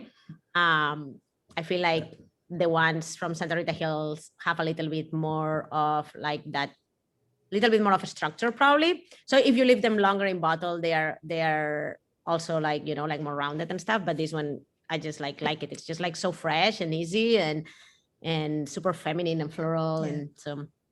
Yeah, I was going to ask, when would you open this bottle, Jessica? Is it tasting very young or is it ready to go? This is a 2018, I think we have, right? Yeah, it's 2018. Let's see. It's really interesting. I only have 2012 was my first vintage, so I only have so much under my belt for my brand. It's nice to recently be opening up some library wines. We have a master class next week I'm doing with some of my Gamay Noir that I produce, and I was able to go back and open up my first vintage with the newest one. And there's always these moments of like worry when you're a winemaker, when you go back to taste older vintages. And actually over Christmas time had a small little company party with 5 people. But we were able to open up some of our old Pinots, and all of them are aging super well, which is always a really wonderful feeling to know that, that the source, right? I believe that good wine comes from good grapes. So the source was obviously good. The structure, as Mireia said, the acid, kind of all in balance. So for me, 2018, I think it's, I would say we are sold out of it. I think we have 2 cases left. She's always I would say that maybe, what are we in 2021? I think it's a good window to start, but if you could lay it down for another 3 years, it'd be really pretty and probably have some more secondary, tertiary notes of, you know, the earthiness and the other side, not just the fruity and floral, which would be fun. This is perfect. So our restaurant can lift you out of your last couple cases, and we'll cellar them for 3 years. It'll be perfect. Well, you really, if you want to lay down some of her wines, you really need to get them when she releases them, because she's always sold out. So to get them while you can. Yeah, Jessica, well- can you tell us about your Gamay? Yeah. So Gamay, a grape. I mean, I'm sure everybody here knows about Beaujolais. I really fell in love with Gamay. I'd probably say about 6 or 7 years ago. Interestingly enough, there's a winemaker here in Santa Barbara. His name is Mike Roth. He was the winemaker. He actually started up in Napa and came down and ended up starting with a biodynamic vineyard called Martian Ranch Vineyard in Alisos Canyon, our brand new AVA. And it was, you know, I had tasted his Gamay. I was like, what is this? And realized that it was Gamay. I'm sorry, that it was Beaujolais, Gamay Beaujolais. So I went down the rabbit hole of really studying the varietal, got my hands on as much Beaujolais as I could. I'm not a huge, you know, Nouveau drinker, but I really love Cru Beaujolais, and started studying all the different regions and realizing I love the varietal. For those of you that I'm sure everybody knows, but it's a sister grape to Pinot Noir. So it's 50% Pinot Noir, 50% Gouge Blanc. So it has these similar characteristics to Pinot, but it also has the funky wild side from the other DNA that it has. And, you know, you want to buy a Premier Cru Burgundy, you're going to shell over, you know, a couple $100 for a bottle. You want to buy a Cru Beaujolais, you're going to shell over $50 a bottle. And it's like the best, you know, Beaujolais on the planet. So really had fun with those. And then I actually went to go up to the Vineyard Martian Ranch to look at Albarino, because I love Albarino. So went up, decided it wasn't for me. And Nan actually said, oh, well, we have some Gamay. And I was like, oh shit, yeah, let me take that. So started my own project in 2017 with Gamay. So I've done 4 vintages. It is 100% whole cluster. It's semi-carbonic. It does go through secondary. So after it goes to press, it goes through secondary fermentation. It's aged in some bigger format barrels, like 500 liter, 400, 500 liter, all neutral oak. By the way, my whole program, everything, whites, reds, Pinots, whatever, it's all neutral oak. No new oak for me. And it's there for about 6 months, and we bottle it. We bottle it in February and just released it. So it's a pretty fun, lively, funky. I like the wild, funky Gamay side to it, which is what I aim for. So, yep, that's about it. You got to stop selling us on your wines, because we can't really get them. Okay. Cool. Did you guys taste this, Jessica and Henry? Oh, sorry, we were muted. Yeah, we tasted it. It's delicious. It's really lovely. When we first poured it, we were just commenting on how light it was coming out, but which was, I don't know, it was just the color was really beautiful. And yeah, so I mean, it's evolved even since I first smelled it. At first I was getting like more like dill and herbs or something like that, like on the nose. And if I don't know, for anyone who's been on any of these, I'm sometimes at a loss for words for how to describe what I'm smelling or noticing. But no, I don't know. It's like, to me, it has this kind of like herbal nose, and it's I mean, I don't really know where to go beyond that at the moment. But I liked it a lot. Delicious. And I didn't see, did you try this one, Pierre? We're saving it, unfortunately. For 3 years, you should save it. Oh, No, I don't think it'll last that long. So I'll probably torture you for more and some of that Gamay as well. But I already heard you say that. I mean, yeah, you can get direct from Jessica as well if you go to her website. I just see that she sold out of a lot of stuff. Yeah. Discovered her a little Nice later. problem to have. Yeah. We're very was a blessed, member- very blessed. I was a member of a Santa Barbara wine club for many, many years. So I got some of these really interesting treats, and actually some of the wines that we're tasting today I've seen before, which is fantastic. But we have not tasted your wine, Jessica, yet, but we will. My goal is to maybe taste it along with some of the others that we have and kind of do a little comparison. All right. Are you from Santa Barbara then? Is that what I'm? No. You're not? Okay. No. Oh, interesting. She was in the restaurant and wine business for years and years and years and years. So tasted, bought for her restaurants, etc. That's Yeah. So, yeah, she liked the funkiness of Santa Barbara. I did. All It those was crazy grapes. to explore. Sure. Well, you guys want to taste some Syrah? What's next? Yes, Syrah. All right. Mireia and Tara are not allowed to. I like how I always point at all of you as though that makes any sense to you. I should just always point at the camera. That's fine. Which yeah, one you want to guys- start? Which one are we tasting first? Camins to Dreams? Camins. Okay. Yeah, of course. Yeah, let's taste the Camins. And I of course have the Jabolet here because I'm in Europe and excited to taste it. I do not have the Story of Soil or the Camins to Dreams or the Story of Soil here. But yeah, so what should we be looking for when we taste this? And then Ara is going to taste it and tell us what we found. And anyone else that wants to taste. You can go grab another one. Go.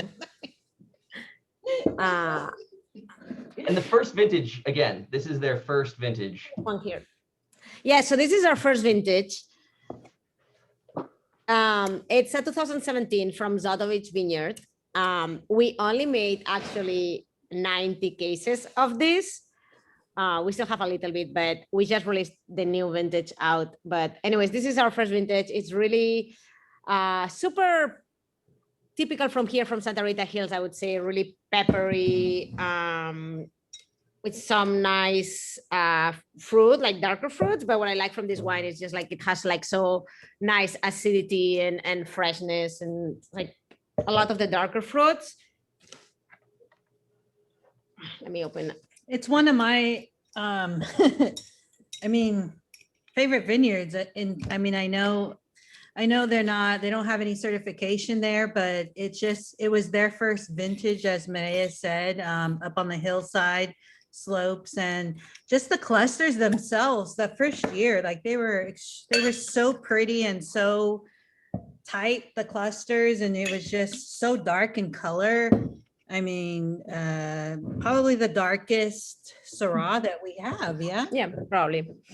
So the soils here have a lot of, Santa Rita Hills has this nice, have these nice mountains that are going west to east or east to west. And in between we have like these two kind of like strips of vineyards, which is like what we call Santa Rosa Road in the south side, which has a lot of diatomaceous earth, and the north side, which is the 246, because the freeway's going in the 240 in there, it has like more sandy soils, but also a little bit of diatomaceous earth, but a little bit more like of that sandy clay. And that's where we get like a little bit more of that structure, but also a little bit more of that freshness from sandy soils.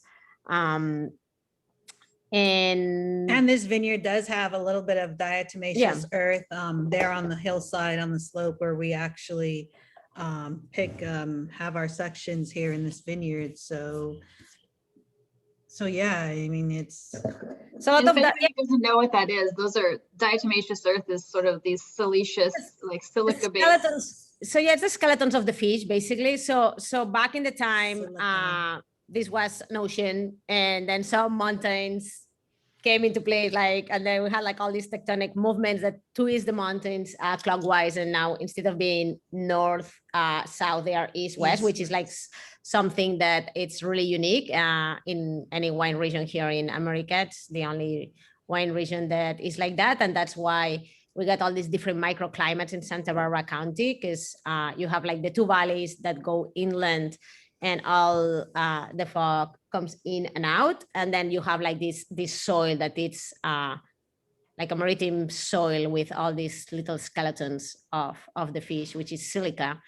And it gives you a little bit more of that freshness and minerality on the wine. So, and we're able to have like, you know, lower pHs and retain the acidity level on it. So you get a little bit of that brightness. And I mean, this is all natural within the soil profile. And that's what that really gives us the boost in what we're trying to create in terms of this natural winemaking, because it just really preserves that chemistry within the grape berries. So when we pick these grapes and everything, I like when Ingrid was saying like, well, if you want to come and visit me, like, I don't know why you want to come and see, because we don't do really anything. It's not that we don't do anything, but we really do like, you know, minimal intervention in the winery. We ferment different clones. This is a blend of 2 different clones. It's Alban and 383, if anybody's interested on the clones. But we ferment everything in like really small lots, and we don't do pump overs or punch down really, like, unless it's really needed. But if not, we just do foot stomping a little bit, and just let the grapes, you know, like ferment slowly and express themselves. And it's the same that with Jessica, you know, like we it's vineyard designated, it's a single variety. We really want to showcase what the vineyard is gonna give us. And this was the first vintage that we started working with Zatovich, but slowly we've been adding other vineyards. So we have other Syrahs now that are coming out to the market, and they are all like super different, and they're all like right there in 1 mile vineyard from the other one.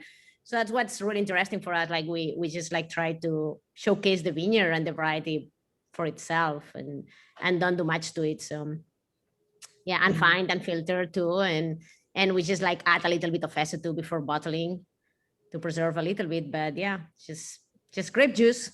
And yeah, it is very fresh, which is can be hard to achieve. I think we had a really fresh Syrah, a Saint Joseph last month, and it had a semi-carbonic aspect to it, which I don't know if you guys do that. It sounds like no, but Hervé Soho was this winemaker in the Rhone. I don't know if you've heard of Hervé Soho, but it was one of the freshest Syrahs I've ever tasted.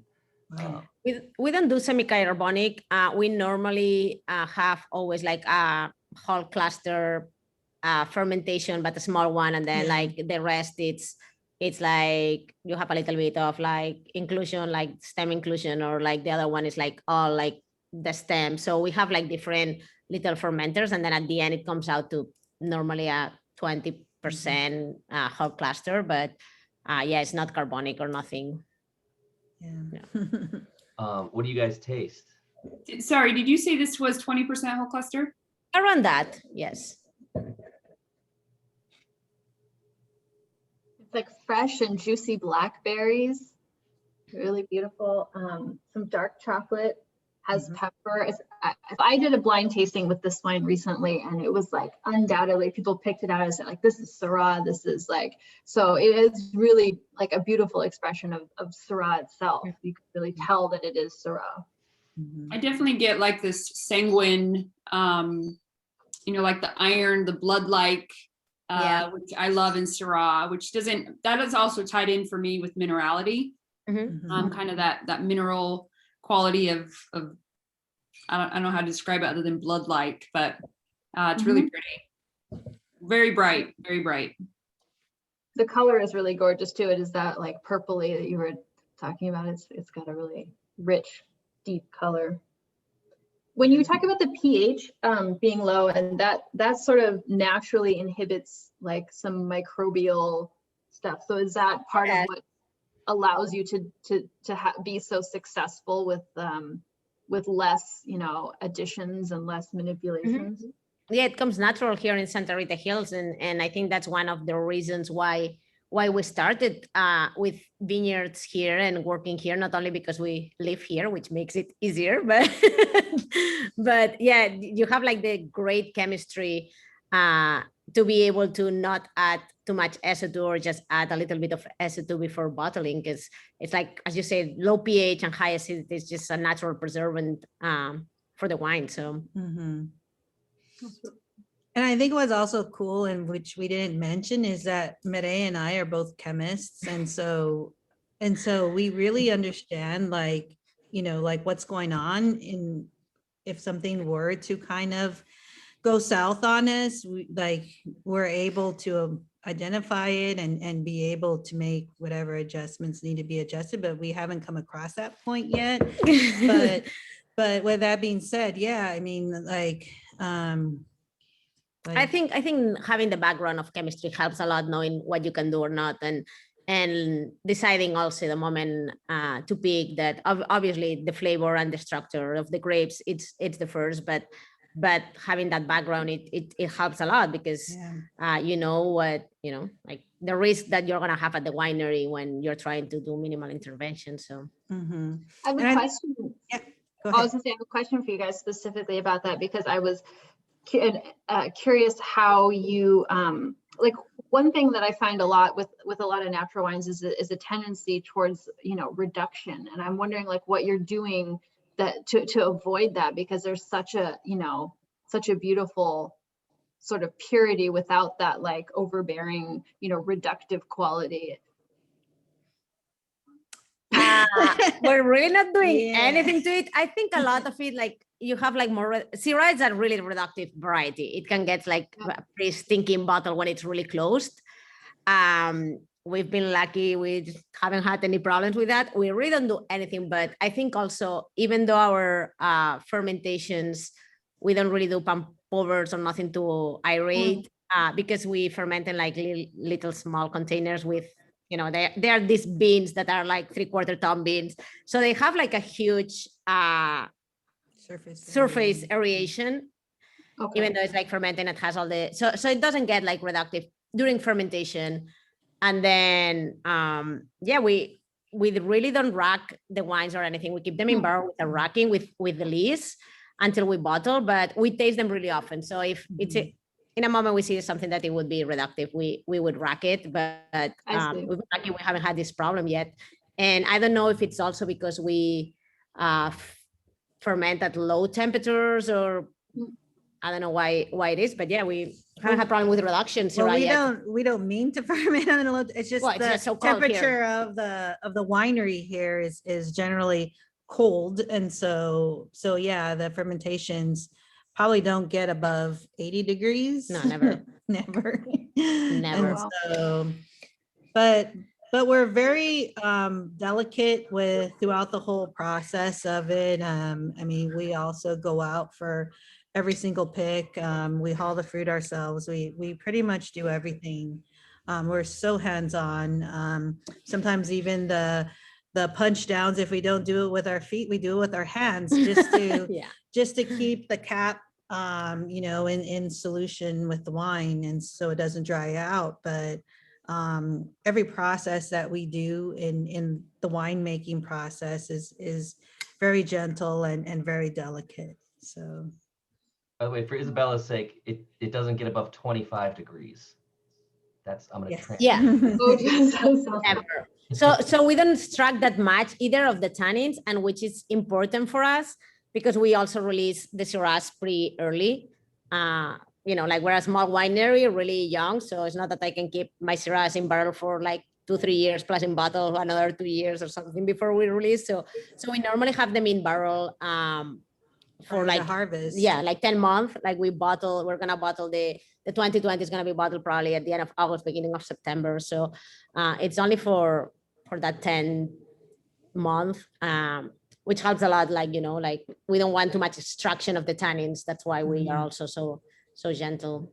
And then we also bottle it ourselves here. That was one thing we invested in, and so we have a nice corker that actually pulls the air out, and so it's gravity flow as well. So throughout the whole process from grape to bottle, everything is completely gentle throughout the process. So yeah, this is your first vintage then. So the 2018 is in bottle. Is Just that- released. Yeah. Is it similar? Did you do anything different? I think I don't know. Yeah. It's our favorite 18. I don't know why, but like we both like it a little bit better than this one. I think it's more. 2018 was a really cold vintage here in Santa Rita Hills, and I think it's like even more like the style that we want to make because it's cooler.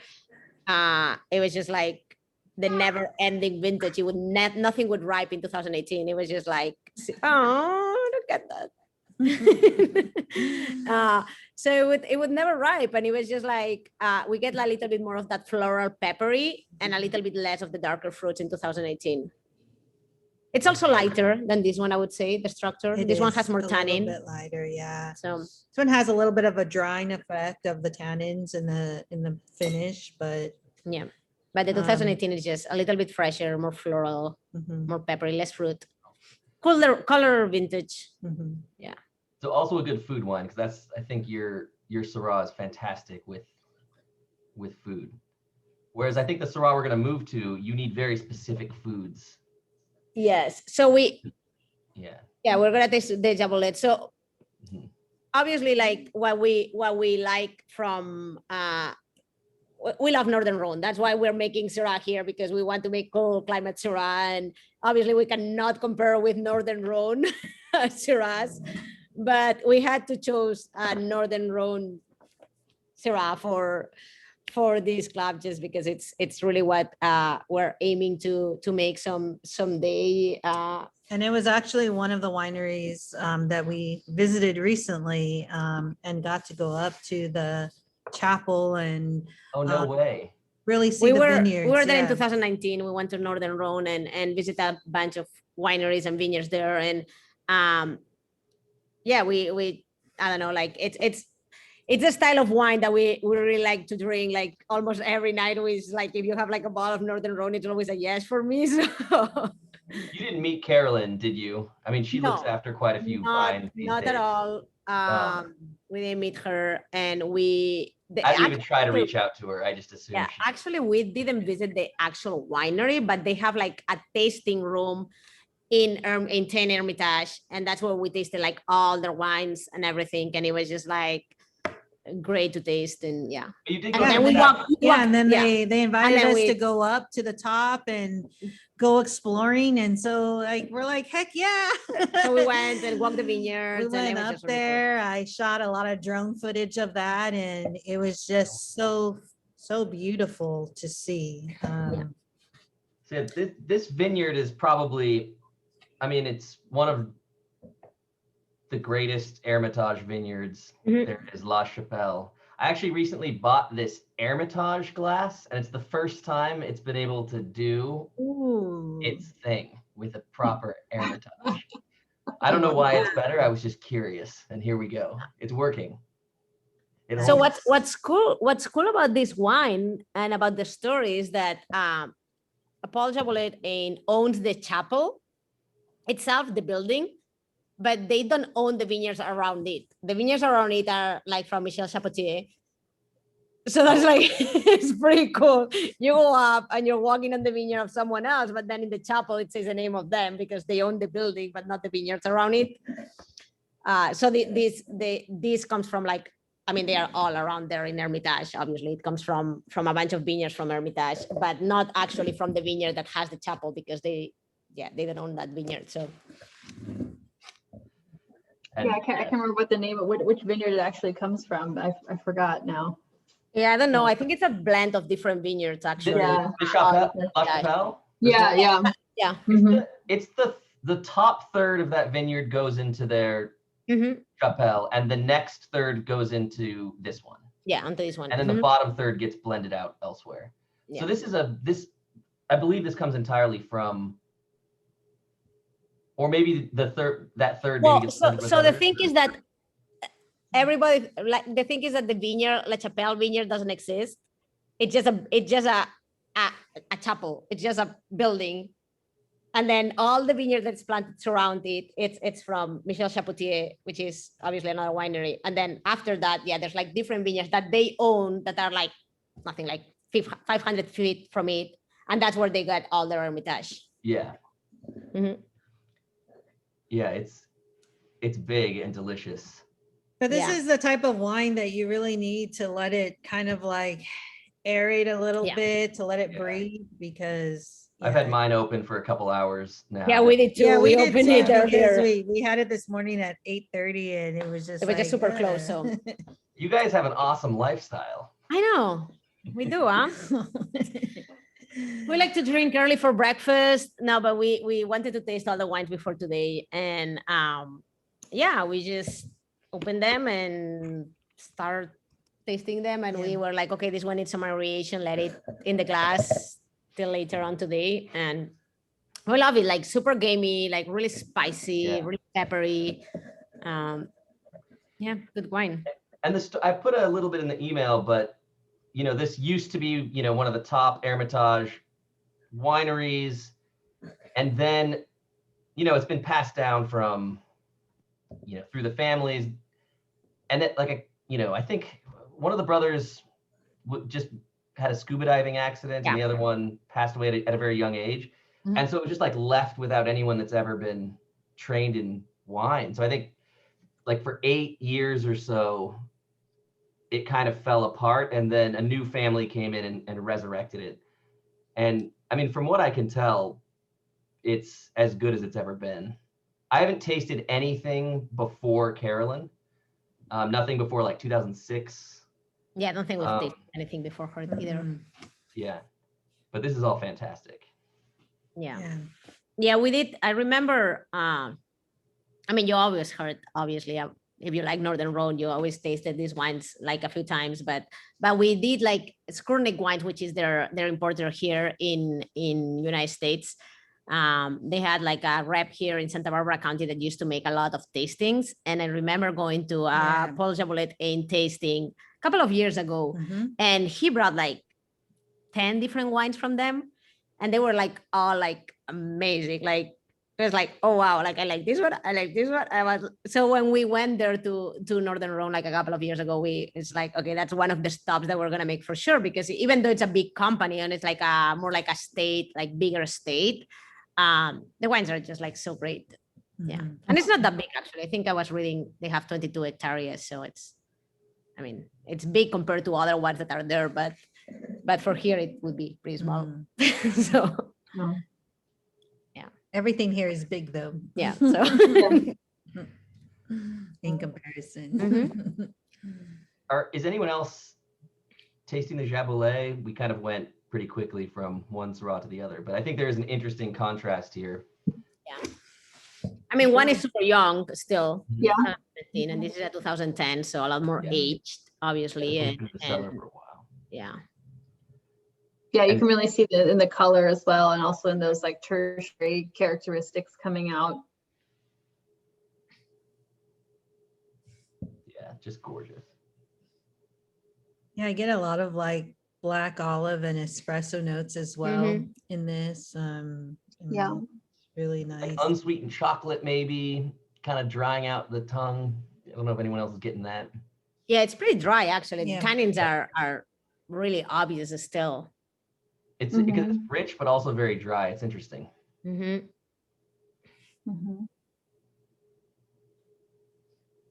Really nice ending to this. Yeah. It's really nice wine. Anyone else tasting? Anyone have comments? I I have a see. question for Mireia, if I may. Yeah. Yes, of course. You had mentioned that for, at least for economic reasons, you don't hold the wine in bottle for very long. But if you could, pardon me, if you could, what would you hope to achieve? Well, I mean, our style is also to make like something like really food friendly and easy to drink. So we like to release it at the time that we think that it's ready to drink. That's why our techniques here, our way to make the wine, it's just like really soft because we want it to be ready to drink. But it's wines that I think like in 5 or 6 years are gonna be better. They're drinkable now, yes. Are they fruit friendly? Yes, because the tannins are soft and silky, and we're so careful about that working here. But I think like in 5 years, this wine is gonna be a lot better than now. So if I It would really hope, has, I would, but it really has the acid and the structure to be able to support it as it ages, and the fruit too. So it'll be really fun to see it evolve. Sure, but you think you'll still make this wine that's more accessible, more drinkable, as well as say a second tier? Or might you move from this to that? No, I think we're always gonna make this style of wine. There's possibilities. But we may, make there- different yeah. options. And I mean, like right now, we're so fairly new that we just wanted to introduce this segment first. So to get people recognizing the brand, and then maybe go We on get to the people reserve excited, side. that's what's happening. We're getting excited. And then maybe move into the reserve side once we're a little bit more established. But for right now, yeah, as Mireia said, we're just taking it year by year. I mean, we're so small of a winery itself too. We can't really hold that much in terms of barrels here for the next harvest, because generally speaking, like, yeah, that's the way our program is working right now, where we bottle right before harvest. So then that way the next barrels are readily and available for the harvest that we're going to be working on in 2021. but I don't think we'll never stop making this style of wine either, because I think it's important to have a style that it's really approachable to the market when you release it, and that you don't need to hold it for many years. And more nowadays, people want to drink the wine now. It's like, you don't know where you're going to be in 10 years. So even though we want to make, like, in the future, maybe some wines that can, like, we can age longer before we release them, I think this is always going to be like our flagship style of wine. So How did you choose the Zodovich vineyard? Like, why did you source your fruit? What was did you look at other vineyards? What were you looking for? How did you find them? We did look at other vineyards, but we tasted from a lot of wineries that were making fruit from Zodovich Vineyard, and they're, I mean, I'm pretty familiar with Zodovich because they operate close to us, and so we knew that they were planting a new section, and it was hillside, and that was what we really liked about it. And so just because, of other wines we've tasted, plus it was just a new planting, we thought we'd get into it and try and produce it and see, what we could create out of it. And we were really pleased and happy with the way the first vintage came out, and it was something that we learned from. So that's why 2018 vintage we feel is a step up from the 2017, just because, like, we had time to learn a little bit more about the vineyard itself. And I think it was the most accolades that we've gotten on that 2018 vintage. So is it already released then? we just released it like a few months ago. Yeah. Okay. Where is the Spear Vineyard that the Gruner comes from in relation to, like, altitude wise and geographically? So in 2018, we added Spear Vineyard to our portfolio, which we actually also make a Syrah from a Spear Vineyard, and the Gruner. That's what you have, but it's basically right next door to each other. Yeah, one, I would say, like, not even a mile east. Spear is a mile east, so a little bit more inland than Zodovich, but they're right there, both in the same freeway kind of altitude. It's the same. Okay. They're both like the two blocks that we pick from Zodovich and from Spear. They're both in the bottom of the hill, which is actually the cooler part because the fog goes in and stays there in the bottom. And same the Gruner, it's right next to the Syrah. It's kind of weird because you have like I don't know, 20 rows of Gruner and then 20 rows of Syrah, which is like who plants Gruner next to Syrah, but it works at the Spear Vineyard. And yeah, they're like really super close to each other. Spear has a little bit more of the clay loam soils.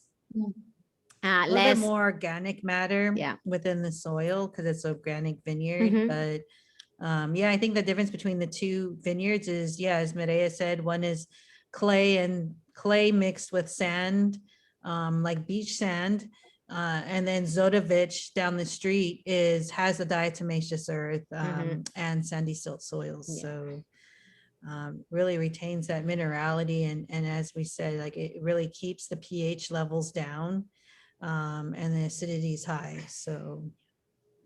And then in 2019, we added a third vineyard that we haven't released yet, which is John Sebastiano. It's kind of like across the street. From Spear. From Spear. And then this last vintage, we added a fourth vineyard, which is Christian Wise, which is actually our first biodynamic vineyard that we're working with. And that one is going to come with Grenache and Graciano. And this year we're adding another vineyard for Gruner. So we're going to have 2 different vineyards for Gruner. And yeah, so slowly we're trying to learn more about also different vineyards. And every year we try to add 1 more vineyard to the portfolio.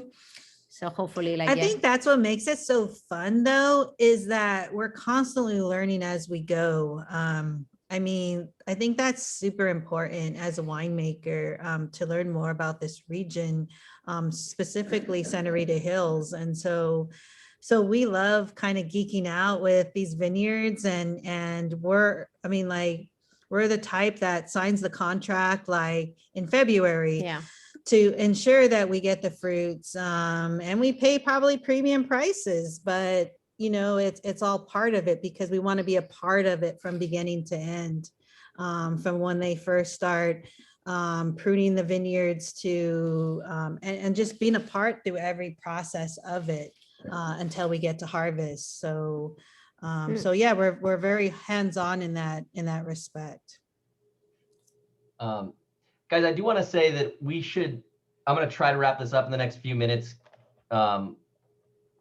just because I know it's getting late. I'm going to stay on for a while if people want to talk and whatnot, but I want to let people know they can go. There are a couple questions that I want to bring up, and I know this is a Women in Wine event, and before the call started, I said I wasn't going to address this specifically, but Ingrid brought up an interesting point about what life was like in Austria, and we have you know, I would say Spain, but I think Catalonia and Italy represented here. I don't know if you guys, do you have the same experience? Like, what is it? Is it different?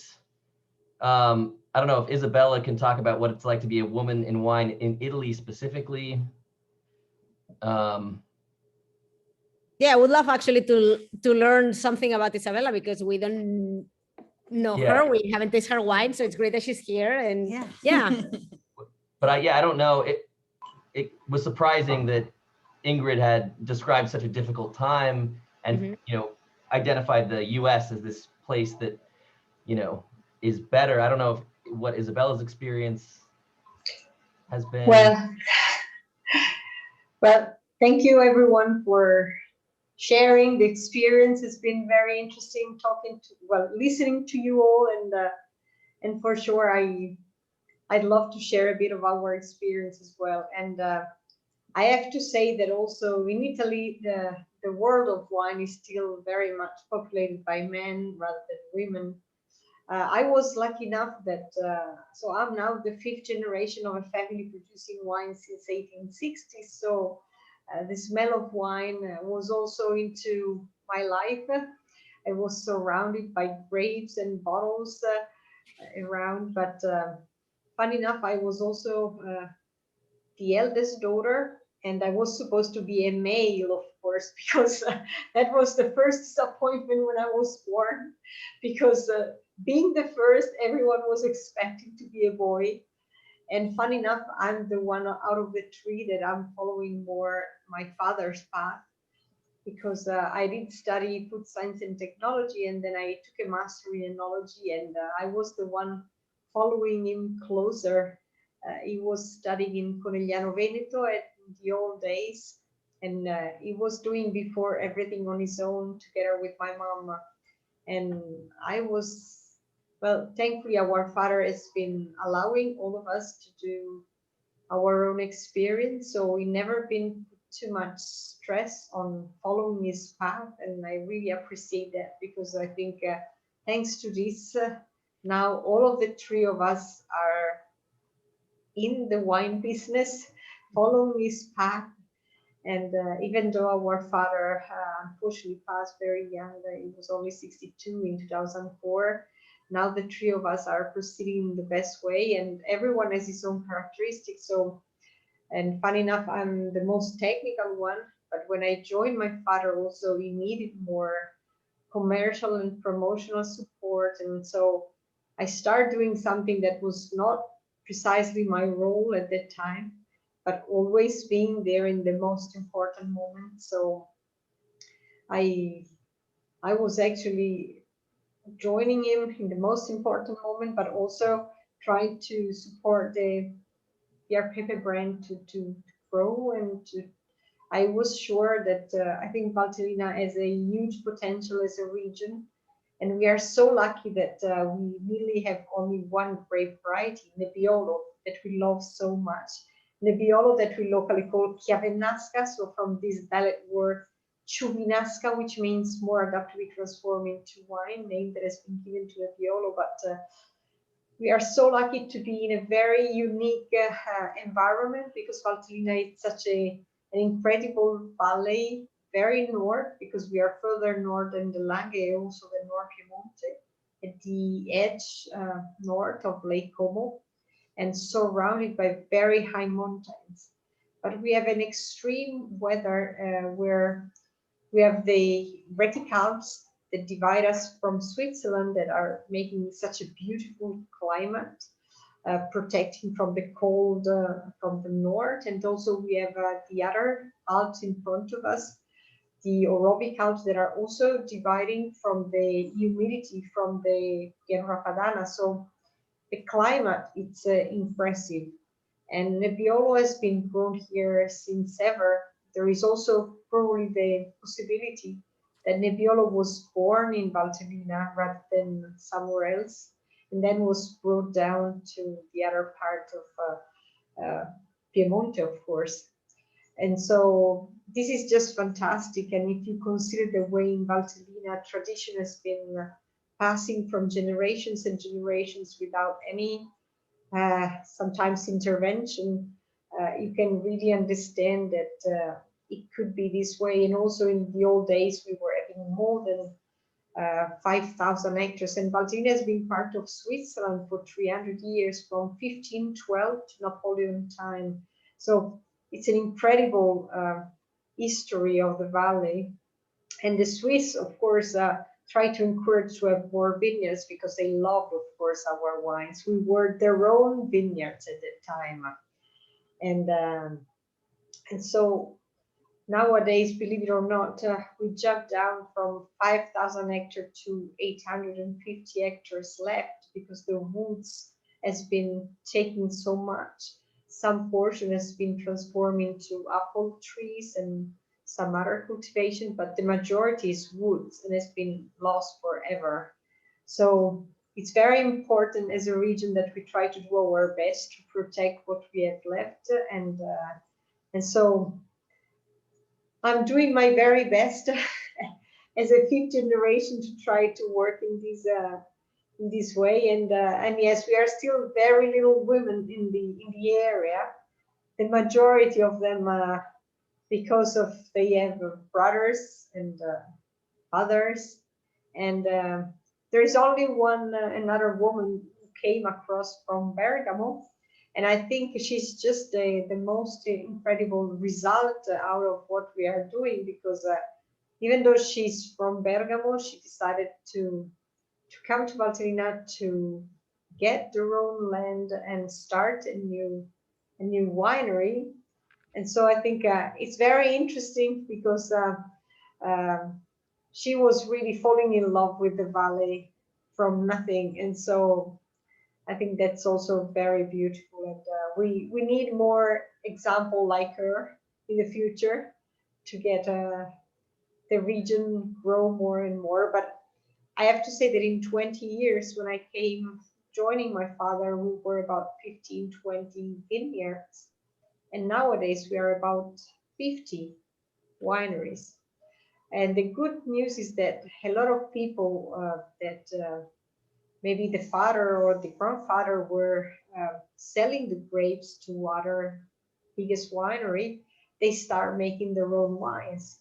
And I think that's beautiful, because even though maybe they might be doing only 1,000, 2,000 bottles or nothing, I think it's important they start making their own labels, making their own wines, and understanding what's going on in between grapes and bottle. And so I think Valtellina has a big future, and we need to work very hard to bring Valtellina and be more known around the world. But it's really challenging. I love our valley, and you're also very welcome to come and visit. And I would love also to go and visit Ingrid as well. She's quite close in comparison to you. Closer to you. It's funny to hear you say that Valtellina has potential, because our Pepe is, as some of you definitely know, one of my favorite wineries. And I think, you know, your wines are some of the best in the world. So I think the potential is realized. But you're saying you would like more small wineries in the region, right? Well, I thank you so much. I think you love our wine so much, but I think Valtellina is still very much unknown, generally speaking. So there's still a lot to be done. I feel, I mean, I'm so glad that I think in 20 years, we've been trying to do our best to make Valtellina more known. And the fact that we are here talking about something has been happening, and I'm so glad for this. At the same time, for example, since we lost so many vineyards in our valley, so this is something that should have never been happening. And we do not have to lose any more vineyards, because the risk is there every year, because also the property is crazy fragmented. Out of 850 hectares left in Valtellina, we have more than 2,000 vine growers, which is incredible. So the property, it's crazy fragmented. And so the risk of losing pieces and pieces every year, it's still huge. And having more actors, like 50 wineries now on the regions, it's important to protect and to make sure we don't lose nothing more. So that's why also to me it's important to preserve what we have left, to save it for future generations, let's say. It's interesting you've lost vineyards, because some of your vineyards have no business being vineyards. It's like the most vertical vineyards you could imagine. Dizzying. And that's the trouble, is that everything is done by hand. There's no absolutely possibility to work with machinery. So unless you want to work with your hands, there's nothing else to be done. We have 1,500 hours per hectare per year, which means one person per hectare per year to do all the work, from when you put a plant up to the harvest. And so it's tough enough, I think. And because of that, we haven't seen big wineries coming from, not only from abroad, but even from other parts of Italy, trying to get their own facility in Valtellina, because it's very, work consuming. And so even though it's beautiful, business-wise, many people have been not considering Valtellina because of that. So passion needs to come first, and then you need to want to work very much. Well, we thank you for your work. Yes. And look, save it for next month, because we're gonna put you under the microscope next month. I can talk for hours. don't worry. But thank you very much for all your work, and thank you. I can't wait to be able to travel again. Maybe come and visit you too. Oh, I mean, yeah. Travel again is gonna be key. Valtellina will be my first stop. We'll do our best to get you the real experience of Valtellina.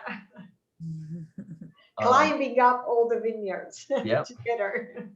A lot of elevation gain. I don't know, Mireia, if you know, what was it like becoming, you went to enology school in Catalonia, yeah? Yep. What was your experience? Was everyone very accepting? Was it? Yes, I have to say that I've been like super lucky. No, I have. Like seriously, Yeah, like before I graduated with enology, I worked at 2 different wineries in Spain while I was doing my degree, and both wineries had a woman winemaker, so which is like pretty rare. And then once I graduated, I worked at another one, was also a woman winemaker.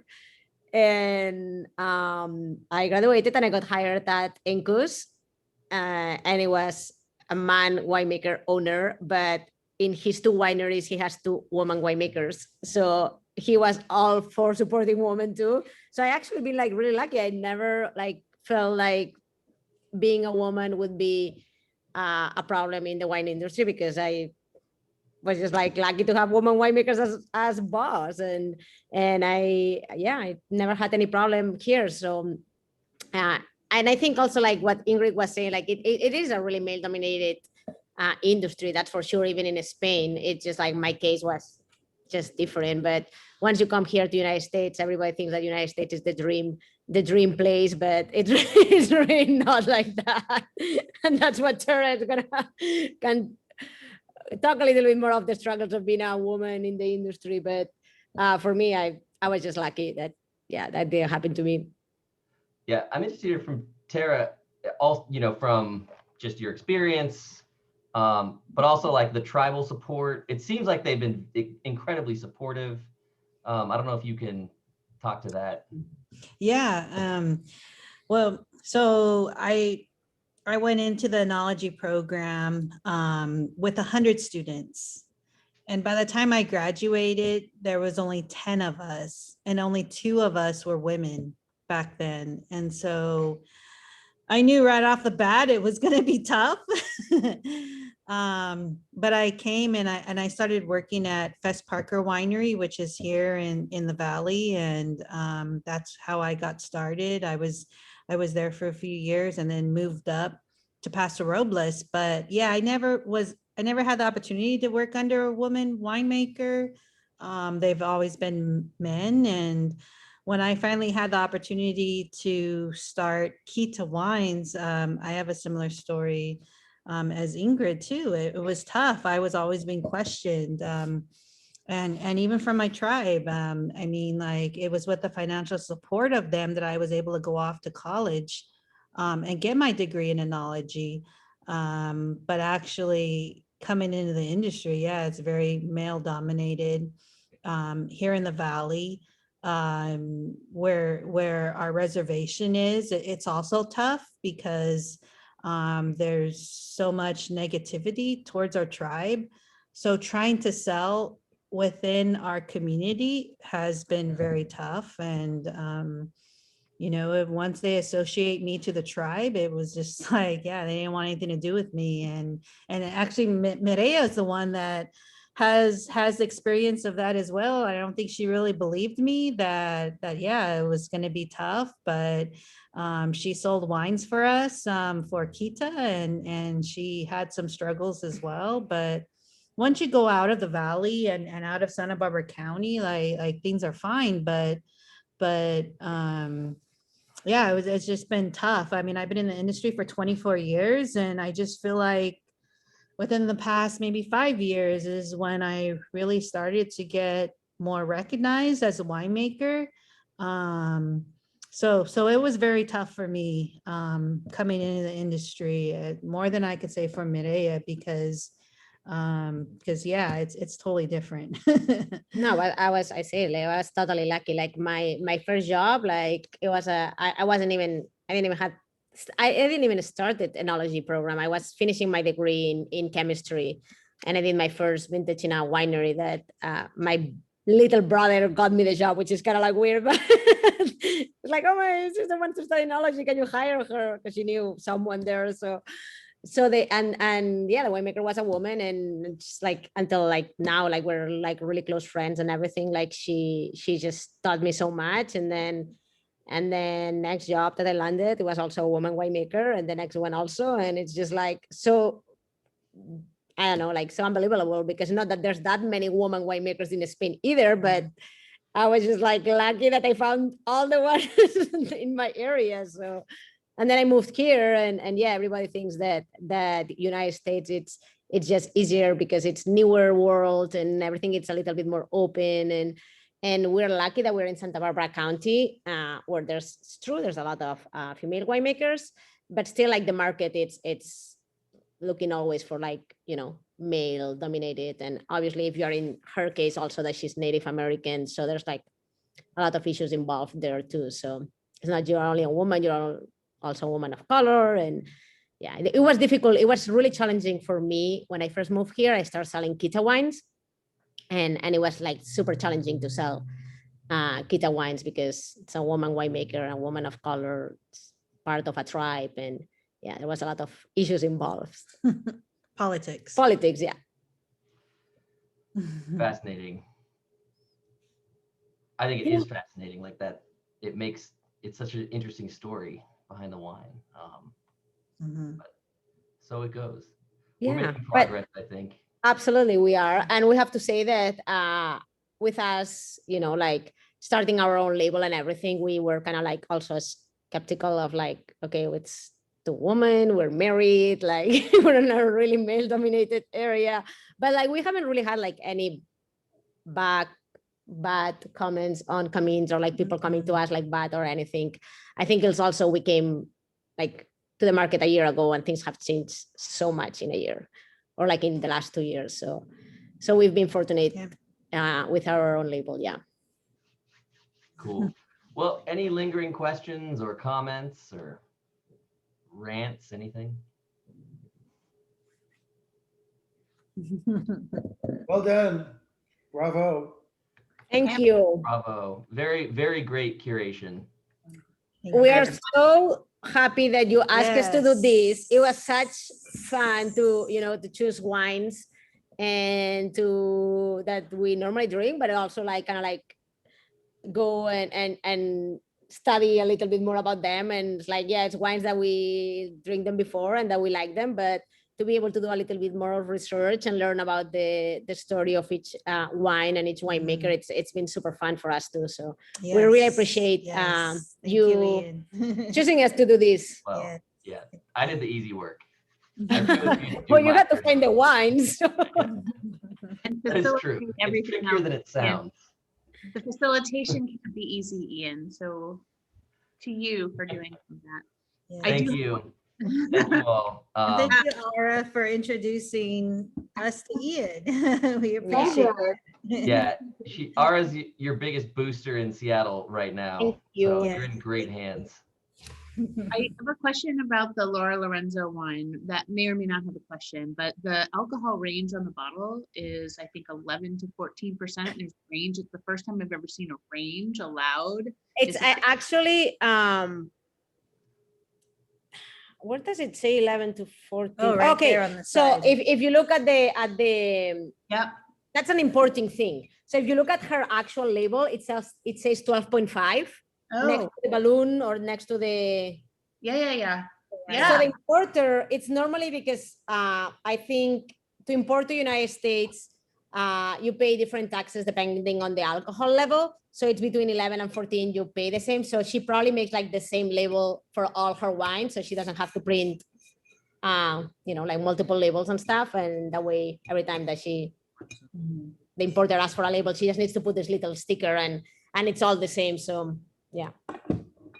And then I thought all of the wines curated this evening or this afternoon, depending on where we are, incredibly acidic, incredibly beautiful, incredibly light, very feminine, supporting the feminine winemakers. Very much appreciated what you brought to the table today. Thank you. Thank you. Yeah, we definitely like acidity and freshness in wines. So I hope it wasn't too acidic for everyone. Oh, I loved it. I loved it. I loved it. Okay, cool. Okay, good. because that kind of falls along our style Yeah. of winemaking. So Rip your face off. I'm with you. Thank you. thank you. Cool. All right. Everyone, thank you. You're awesome. Let's meet again next month. And I will invite you, Tara and Mireia, in case you want to just show up and. We would love to. Yes, Yeah. absolutely. But yeah, it's going to be a good show next month too. Oh yeah, we would love to join. Yes. Isabel has this all Italy program lined up. Nice. I think it's going to show the best of Italian wine. I know it does because I already know the wine. It That's- was that's so great. fantastic, this possibility, and you had a fantastic idea, and I absolutely agree with you. It was so beautiful to be able to show some friends, producer, and I hope you will be happy too. Yeah, I'm already happy. So That's nice. this is great. Cool. Cool. Well, good night or day, most of you. Good night, Isabella. Good night to you all, and Good have night, a good Dean. day. Thank Oh, you. Thank you. Have a good Take rest care. of your days. Yeah. You as well. Thank you so much. Thank you. Thank you. Bye. Bye. Thanks. Bye. Bye, guys. Bye. Bye. Thank you.